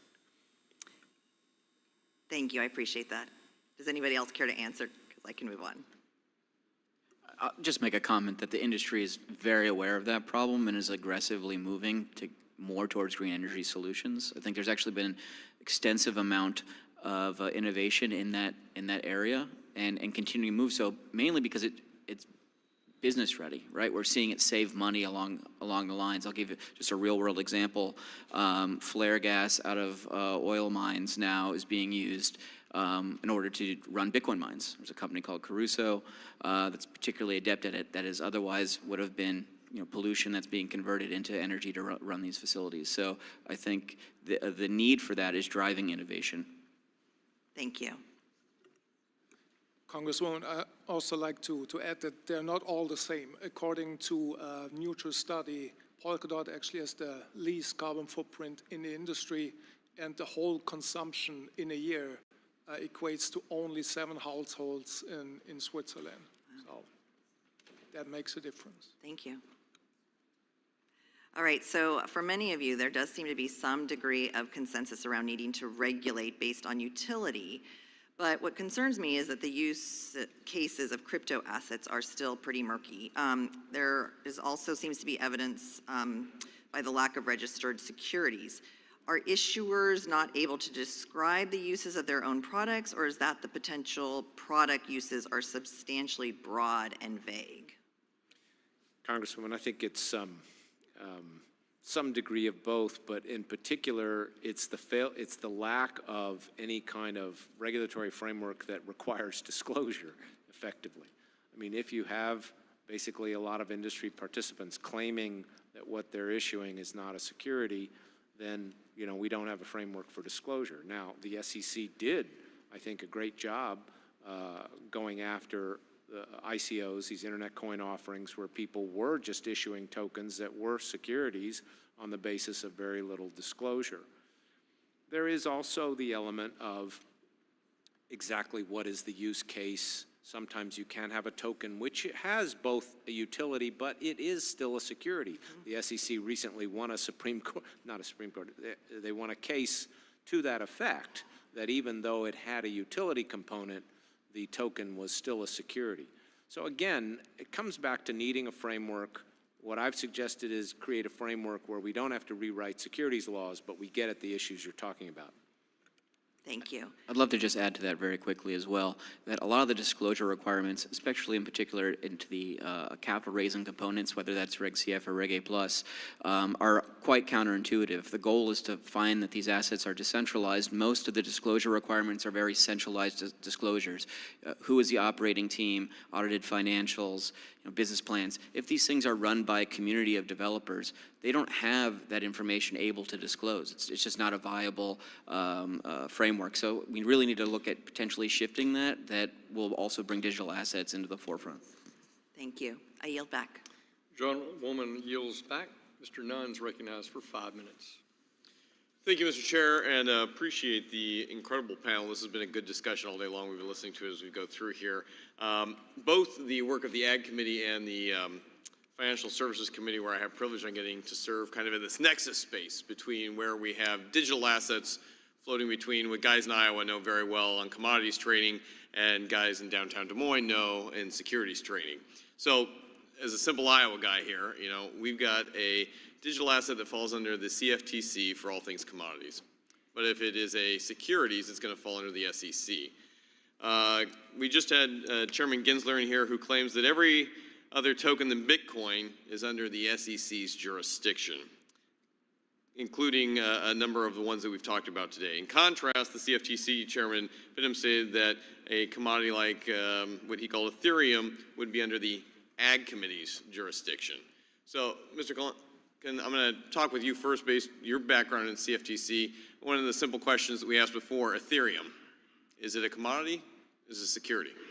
So I think it's a commodity, and I say that because there are futures contracts trading on Ethereum, just like soybeans or different gas or energy products. All right, well, that's good to hear, because I think that we've had a lot of people who have talked on it on both ways. My point here is that it's not clear under the current structure to be able to know truly where Ethereum should be traded on or other entities like it. I'm going to ask then, given your experience at CFTC, would you pose the same question on, let's see here, this issue of, does the CFTC or any other federal regulator register commodity listings? So let's go back to this question on commodity listings. Does any federal regulator register commodity listings? No, I don't believe so. And let's talk about specifically, there's some conversation earlier on spot commodities listings. Why or why not do we list that? So there's no federal regulator tasked with overseeing the digital commodity spot market right now. Right, so we're in this open space. Let me ask Mr. Santori, you highlighted a great conversation here. In my opinion, the unique elements of crypto being a bipartisan issue, collaborating on toughening the top subjects. Not only is it bicameral, but you're seeing in here it's across multiple committees of jurisdiction in the United States. One of the issues that's most important to me is ensuring that bad actors don't attempt to utilize this crypto to evade enforcement. And that's why I partnered with Representative Himes in introducing the Financial Technology Protection Act, which would bring regulators and industry leaders together to ensure we have standards and regulations that were just highlighted in some places currently are lacking. So in your view, how would such a collaboration be helpful not only to regulators but to the industry writ large? Thank you for the question, Congressman. We applaud that effort. I should say that right out the gate. I think that that what we're here today asking for, these clear rules of the road, would allow us as a global organization to be able to prepare to make additional reporting to the CFTC and the SEC. We would have clear guidelines on what information to record about our customers and about the transactions that occur on our platform. We would have guidelines on how long to keep it. We would have guidelines on how to share it. It's often lost in the shuffle, but the mundane details around actually sharing this much information with multiple regulators is probably the bulk of the discussions that we have today when we work with law enforcement. Kraken makes literally thousands of reports to regulators in the United States and around the world. This can be a daunting task without clarity. So we've seen other entities work on this around their own. The EU, the UK, all developing this area. The United States, currently we're still talking through a very complex conversation. But to your point specifically, recently the CFTC enforcement action against a foreign exchange, the CFTC alleged in that case that foreign exchanges' compliance efforts are a sham and that the company deliberately chose over and over to place profits over the law. Mr. Santori, how does your firm differ in the compliance perspective compared to foreign exchanges with a bad record of compliance? Thank you for the question, Congressman. We do differ, and we differ dramatically. Unlike foreign exchanges, as you heard me say earlier, we make abundant reporting to law enforcement. We KYC every single user, unlike some other exchanges where... Mr. Santori, thank you. I want to be able to highlight here that you guys are doing it the right way. My concern is that if we don't have clarity in this space, we're going to allow bad actors to continue to operate outside. With that, I yield my time back to the chair. Thank you. Gentleman yields back. The gentleman from New York, Mr. Torres, recognized for 5 minutes. Thank you, Mr. Chair. Here in Congress, we have what I would describe as a anti-crypto derangement syndrome that clouds clear thinking about crypto regulation. Although there are too many, although there are too many myths to dispel, I will take the occasion to address a few of them. Myth, a statutory framework for crypto, would undermine 9 decades of securities law. Fact, the New York State Department of Financial Services has an alternate framework for regulating virtual assets. And far from undermining securities regulation, DFS has shown itself to be the most rigorous regulator of crypto in the world. Myth, there's no need at all for the SEC to provide regulatory clarity and guidance, and that calls for clarity and guidance are nothing more than a pretext for evading lawful compliance. Fact, even the Investor Advisory Committee, which favors Gary Gensler's approach to enforcement, concedes that there is in fact a need for regulatory clarity. Quote, the SEC should consider issuing a request for comment regarding areas where additional guidance is needed related to the application of federal securities laws to crypto assets. Myth, it does not matter at all if crypto is driven offshore. Fact, offshore, deregulated, over-leveraged companies like FTX carry the greatest risk of losing customer funds, a point that Gary Gensler himself did not dispute when pressed under questioning. Myth, registration with the SEC is just a form on a website. Fact, the notion of registration as just a form on a website is patently false. So false, in fact, that it would come as a shock to all the securities lawyers and companies spending millions of dollars on SEC registration and compliance. Myth, the SEC has the right to crack down on crypto because the technology has no utility. It does more harm than good. Fact, the SEC is statutorily designed to be a merit-neutral regulator. Even if SEC chair were as omniscient as God himself, he nonetheless has no statutory authority to impose his personal judgment about the merits of crypto and blockchain on those of us who disagree with him. The SEC's only role is to correct information asymmetries and mandate disclosures to protect investors. So my first question, one can imagine a digital asset that begins as a security, but then over time morphs into something else as it becomes decentralized. Ether, for example, was arguably a security at the time of the ICO, but then arguably became a commodity as it became decentralized. If a digital asset no longer has a central team from whose efforts investors expect to derive the profit, should there be a process by which that digital asset transitions from securities regulation to commodities regulation? Mr. Culkin, do you want to take a shot at that? Congressman, so first, thank you for your remarks. I agree with your sentiment, and I think about these issues as being a former markets regulator. And so it's really not so much whether I think that there's merit to the product, but more that market participants need to be able to come in and know that the market has integrity. There's not fraud, there's not manipulation, activities being surveilled. In terms of transitioning from a security to a commodity, I mentioned this earlier, there's sort of the obvious two endpoints, a token being issued for a capital raise and something that's a good or an article that's relatively fungible. The point at which something transitions is really it's challenging to identify that specific inflection point. And so we can look at the different characteristics of the security. You would agree that whatever regulatory framework we develop would have to delineate that process? Absolutely, yes, sir. But you have no clear sense of how that process should unfold? It really depends on the facts and circumstances. And we've talked today about how these products and these markets are different than traditional debt or securities or equities and so I'm reluctant to point out a clear, bright line here. So we typically, maybe with the exception of stablecoin, which we think of as a currency in the strictest sense of the word, we typically think of digital assets as a binary, either a commodity or a security. Are those two categories exhaustive, or are there other categories that we should keep in mind? I see you waving your head, so that's... Well, Congressman, first of all, something can be a commodity under our laws, such as Ether, by virtue of the fact that there is a futures contract traded on it. That doesn't necessarily mean it is not a security. You can have something that's both. And the question for a lot of these tokens is there still that enterprise behind it that is affecting its value? I'm not saying Ether is still a security, but I'm saying those questions still exist. Yeah. And yes, we need a transition. It's really a transition from when should all the securities laws that go to capital raising stop applying because you really don't have an entity behind it, an enterprise behind it. We should have a process that addresses that. Gentleman yields back. Ms. Houchin is recognized for 5 minutes. Thank you, Mr. Chairman. Thank you to the panel. Establishing a clear and thoughtful regulatory framework isn't just important for the digital assets and technologies that already exist.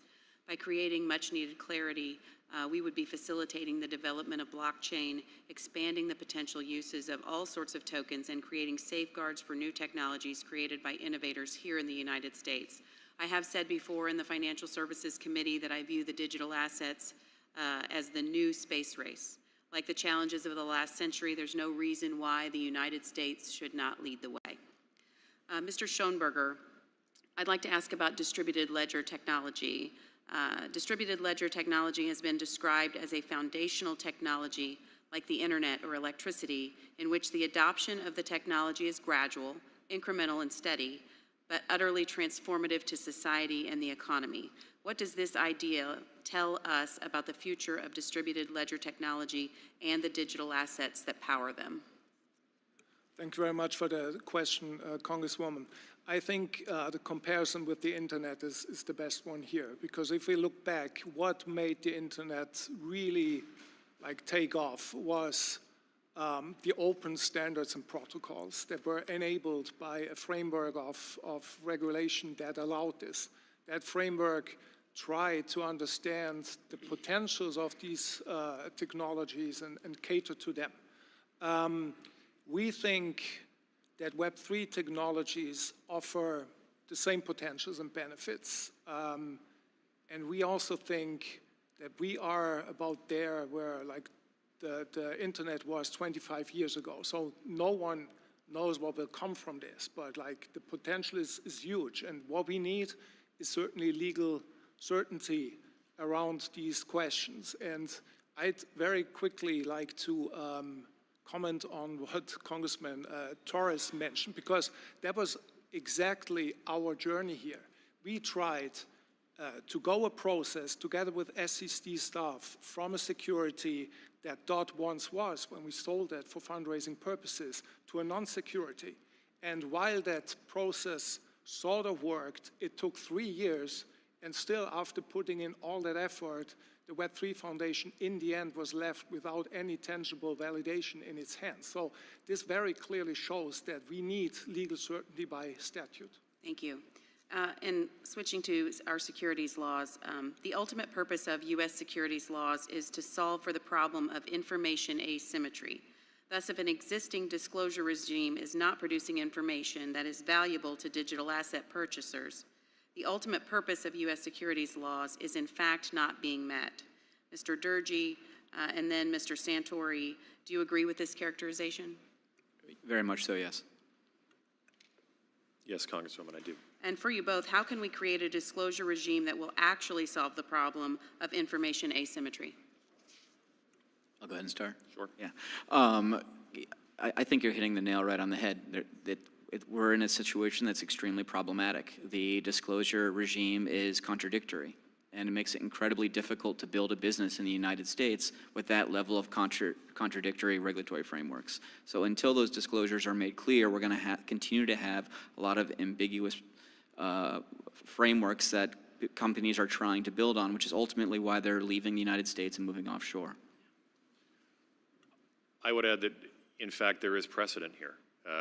MiCA, the Marks and Cryptocurrency Assets regulation that's developing in Europe, lays out clear disclosure rules, and they put those disclosure rules on the people who are best suited to make those disclosures, the projects themselves. Then they require the exchanges like us to make those available to our users. It's a sensible approach. It's tailored to the actual risks of digital assets.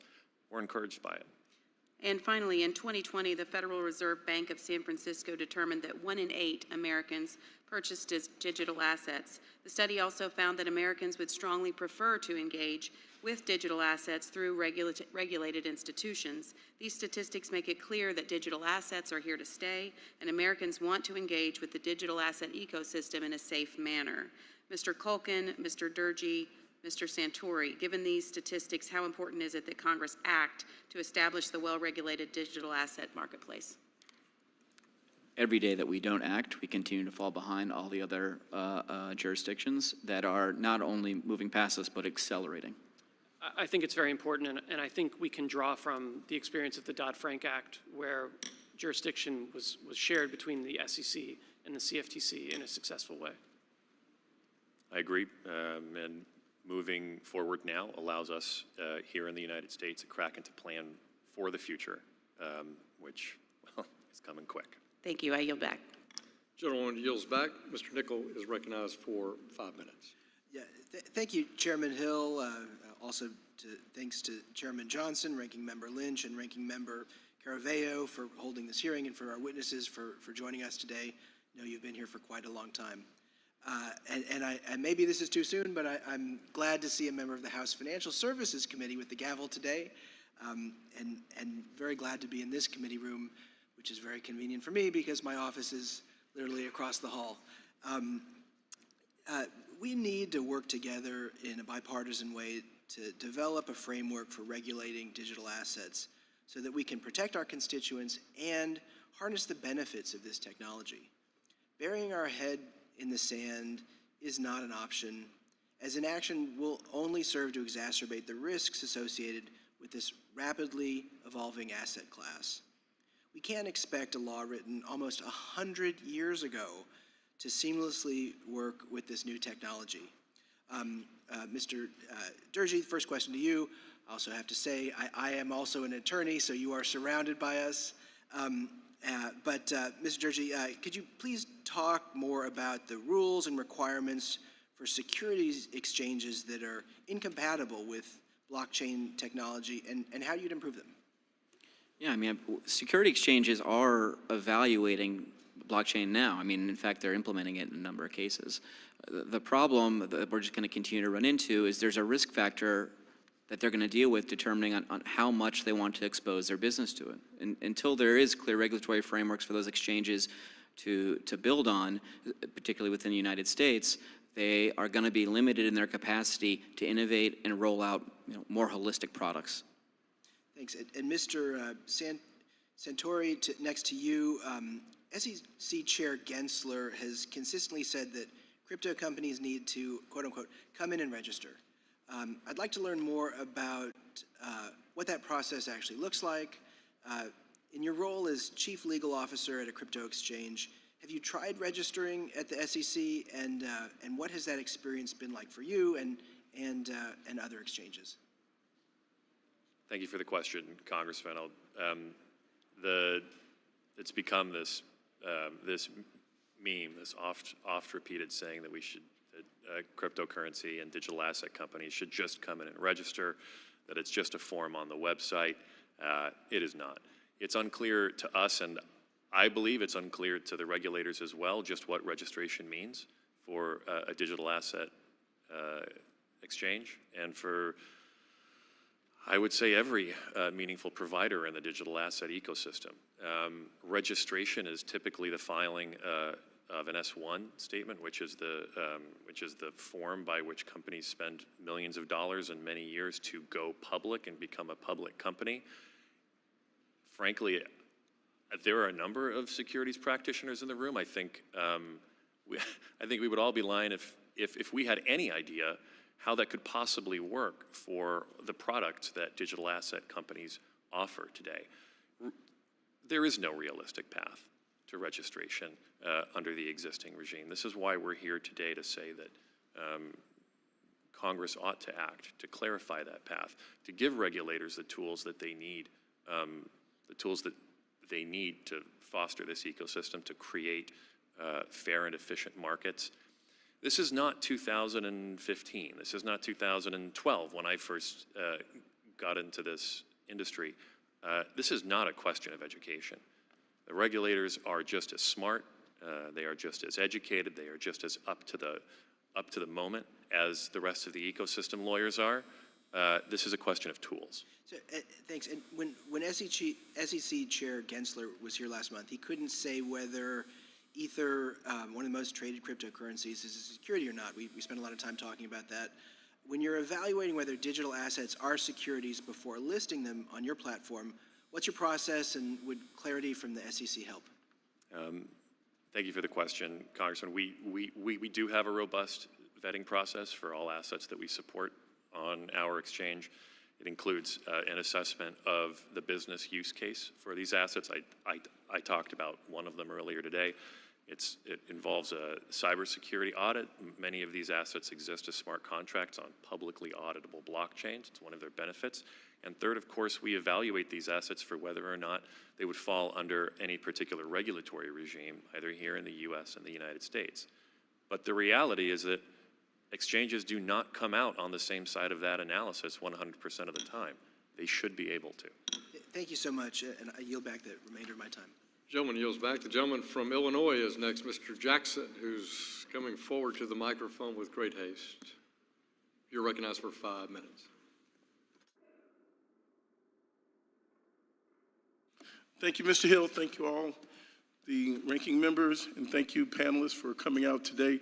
I have a concern being in Chicago, Illinois' 1st District, where we have the Chicago Mercantile Exchange, Chicago Board of Trade, Chicago Board of Options, and I would like to see this technology continue to stay housed in the United States of America to make sure that we have a competitive edge.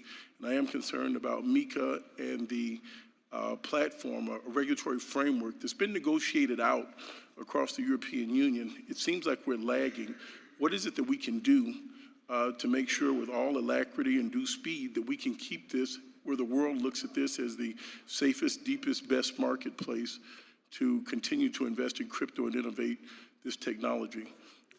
Anyone's certainly welcome. Yeah, happy to start. And if you're scared of what's happening in Europe with MiCA, you're going to be terrified when you see the UK regulations come out next, which are going to have substantially more weight and be far more robust.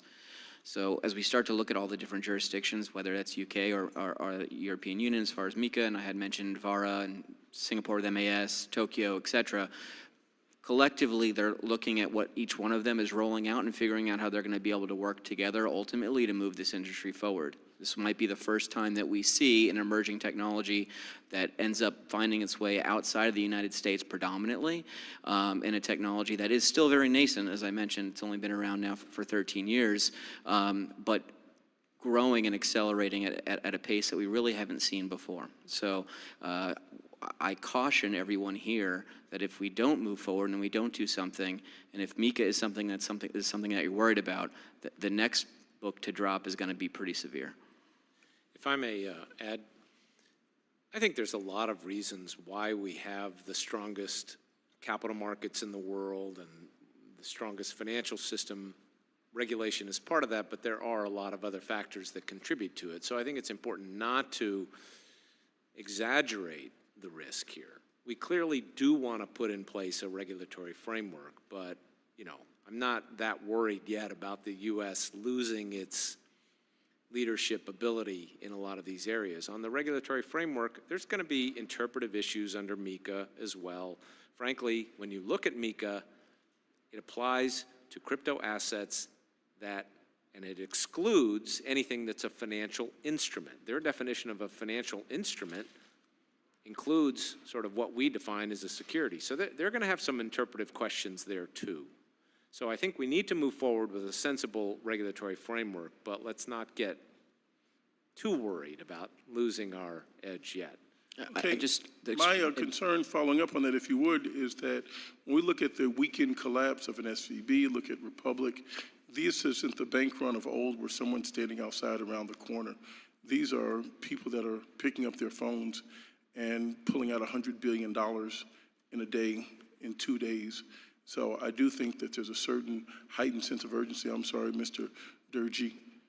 Yeah, no, I was just going to comment, we're talking about the U.S. as, a financial superpower. I don't think that's going to change. What we really need to be talking about is from the innovation perspective, the technology components that are going to be leaving the U.S. and developing other technologies outside of potential financial frameworks that the U.S. will not be the ones that own.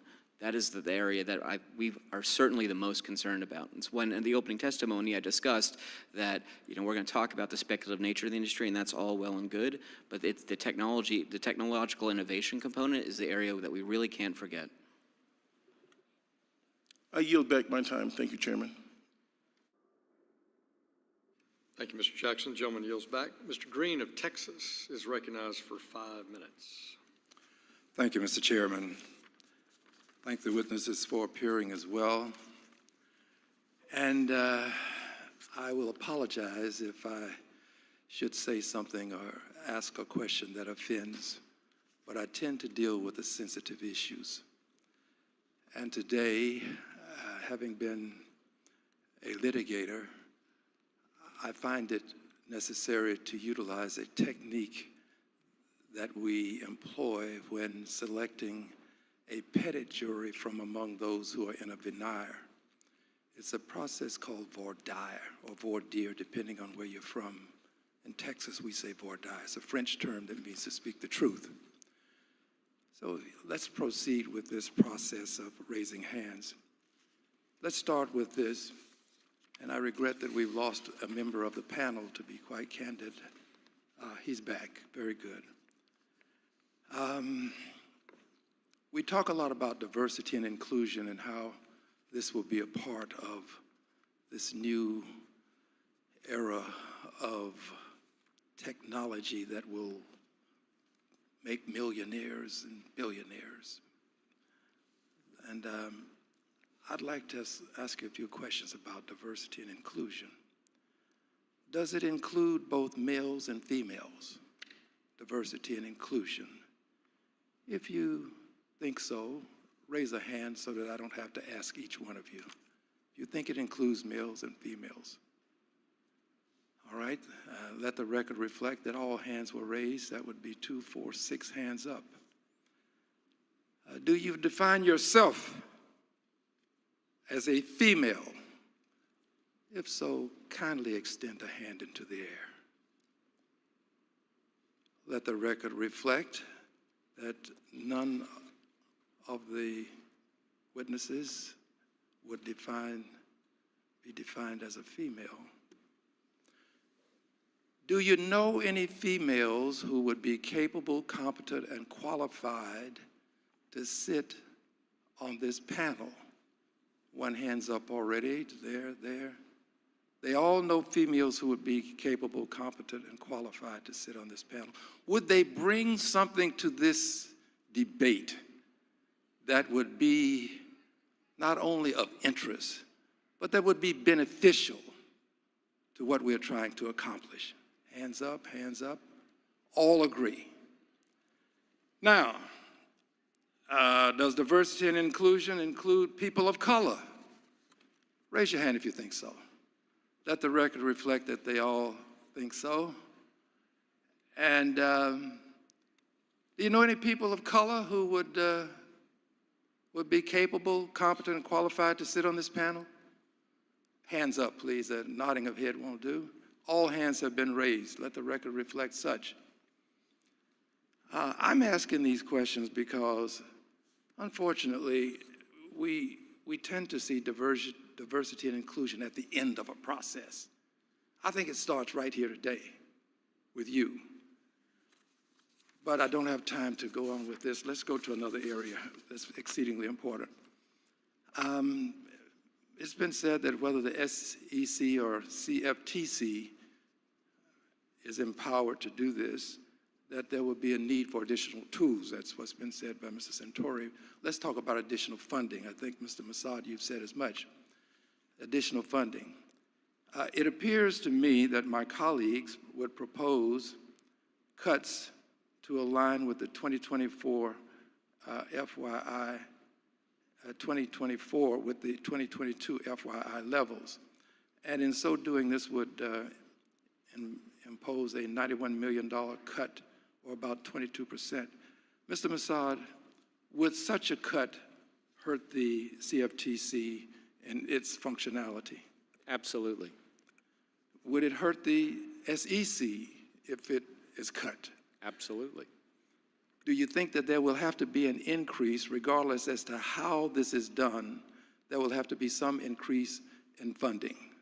Yes, if you're going to increase an agency's duties and responsibilities, you need to give it additional resources to do that.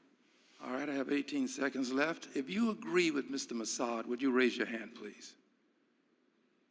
So, Mr. Centauri, you don't think that there would have to be an additional funding? No, that's not what I'm saying. Well, but that's my question. Do you think that there would have to be additional funding? I think it would depend on the jurisdiction that ultimately was granted to the SEC and the CFTC. There could very well be areas where that jurisdiction ought to be changed. All right, I'm sorry I can't pursue this more, but thank you, Mr. Chairman. Now you. The gentleman yields. Mr. Sherman of California is recognized for 5 minutes. I want to thank Mr. Green for pointing out the need for diversity in gender, diversity in ethnicity and race. We also need diversity in viewpoint. We've got a whole panel here, none of whom have said the basic question is, should we allow cryptocurrencies to go forward in the United States? The purpose of our capital markets for working American families is to finance factories and businesses where they can work at blue and white collar jobs and create products that help them in their daily lives. The purpose of our capital markets is to harness the animal spirits, the willingness to invest, and to fund housing and factories and jobs. What this does is it diverts that to something that is a system of a new hidden money system. It says so right in the name. Cryptocurrency literally means hidden money. And to create a tool that has its announced purpose by its most prominent supporters to defeat our sanctions laws, to defeat our tax laws. And it's not that all of you who are in this industry are unwilling to abide by our sanctions laws and our tax laws. It's simply that you think you can make billions of dollars by building a valuable tool for those who do want to cheat on our taxes and do want to evade our sanctions laws and our money laundering laws. We're told, we're gonna fear of missing out. Other countries could get ahead of us. Peru is ahead of us in cocaine cultivation. China is ahead of us in organ harvesting, and the Cayman Islands is ahead of us in innovative tax haven fraud. I do not see the need to catch up.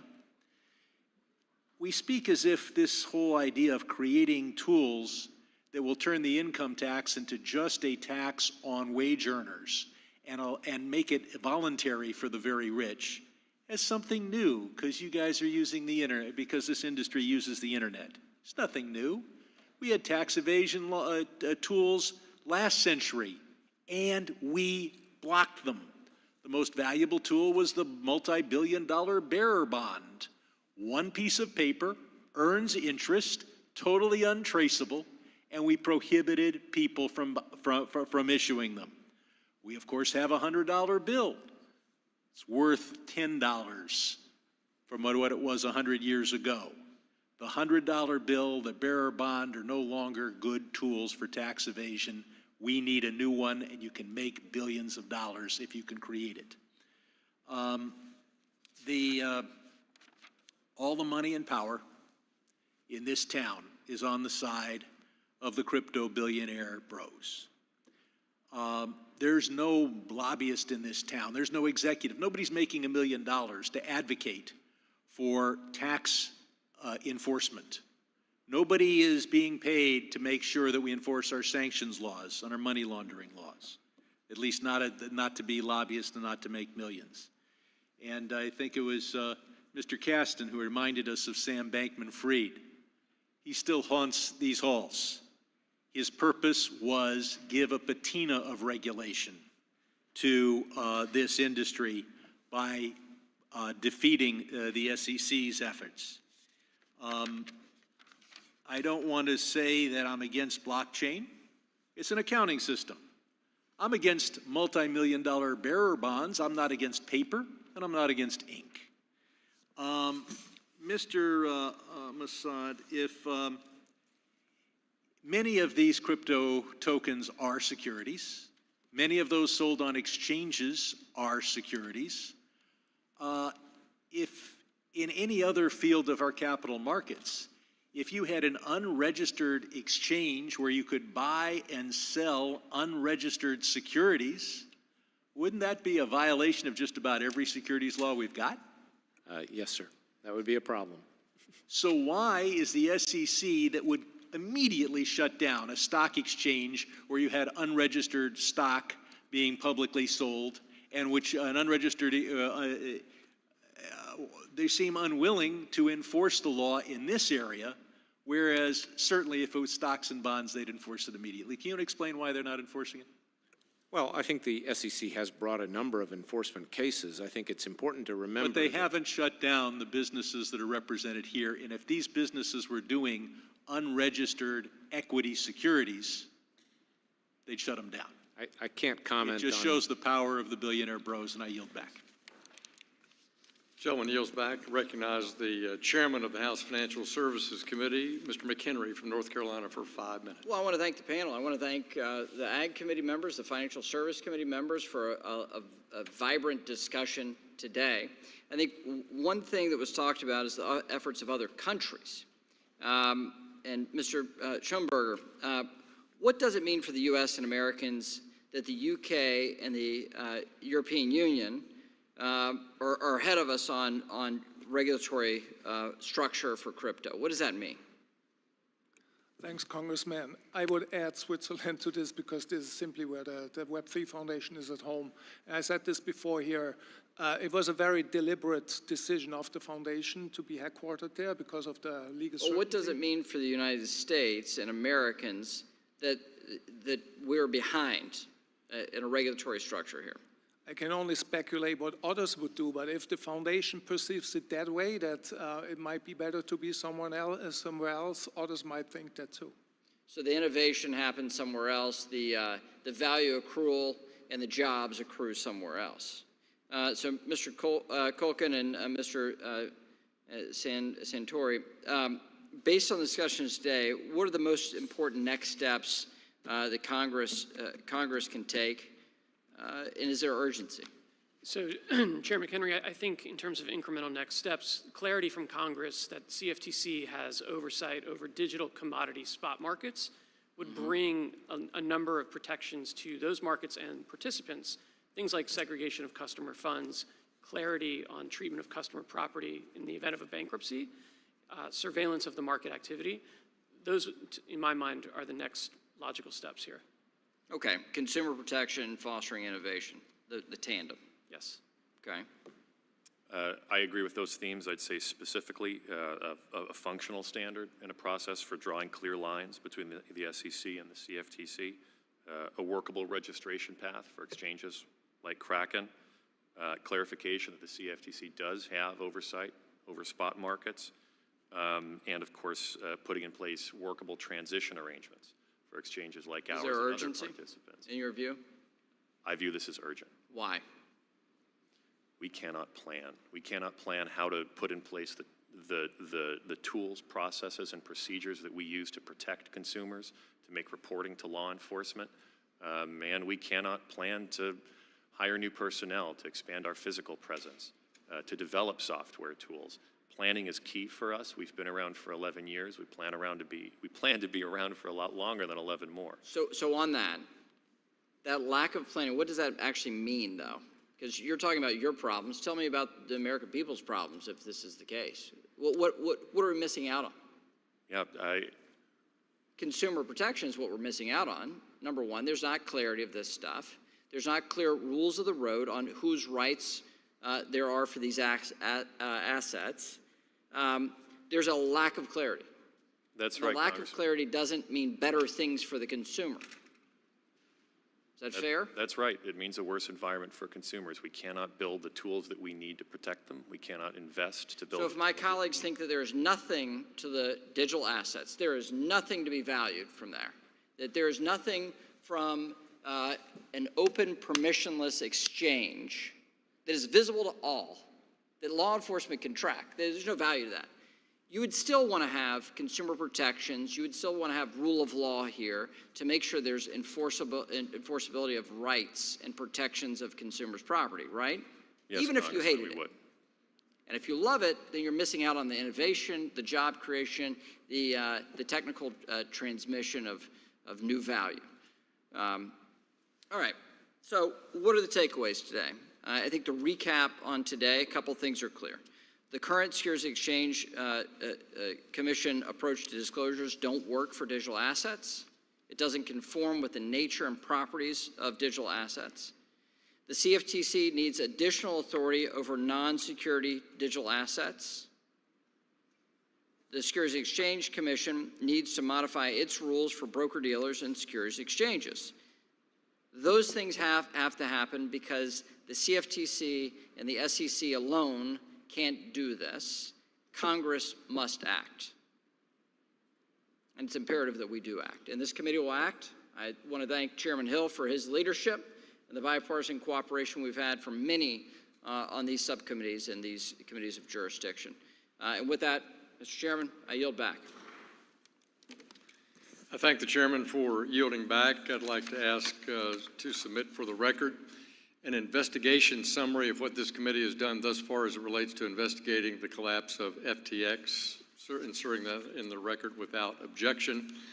And I'd like to say that a couple of takeaways I have from listening today is that, you know, I've heard from the panel, we're not tying the hands of the SEC or the CFTC. In fact, just the inverse. We're trying to provide clarity and direction and statutory authority for those agencies to do their job and do it more effectively, and that in turn clears up the confusion that, for example, the Binance case has, that there is confusing statutory jurisdiction between those two agencies. And what a great way to summarize it by the fact that we've had a collaborative joint hearing of the House Agriculture Committee and the House Financial Services Committee to illuminate exactly those points and the need for a framework to be put in place. I want to thank my colleagues for their participation today on both sides of the aisle in both committees. Thank the Ways and Means Committee for allowing us to slum here in their beautiful facility without Mr. Chairman, objection. will you yield for? I will yield to my friend from California. I'll just point out, if we want clarity, let's just make it clear, and the industry should lobby for this, that the SEC has full jurisdiction. If the CFTC wants to have full jurisdiction, that's fine.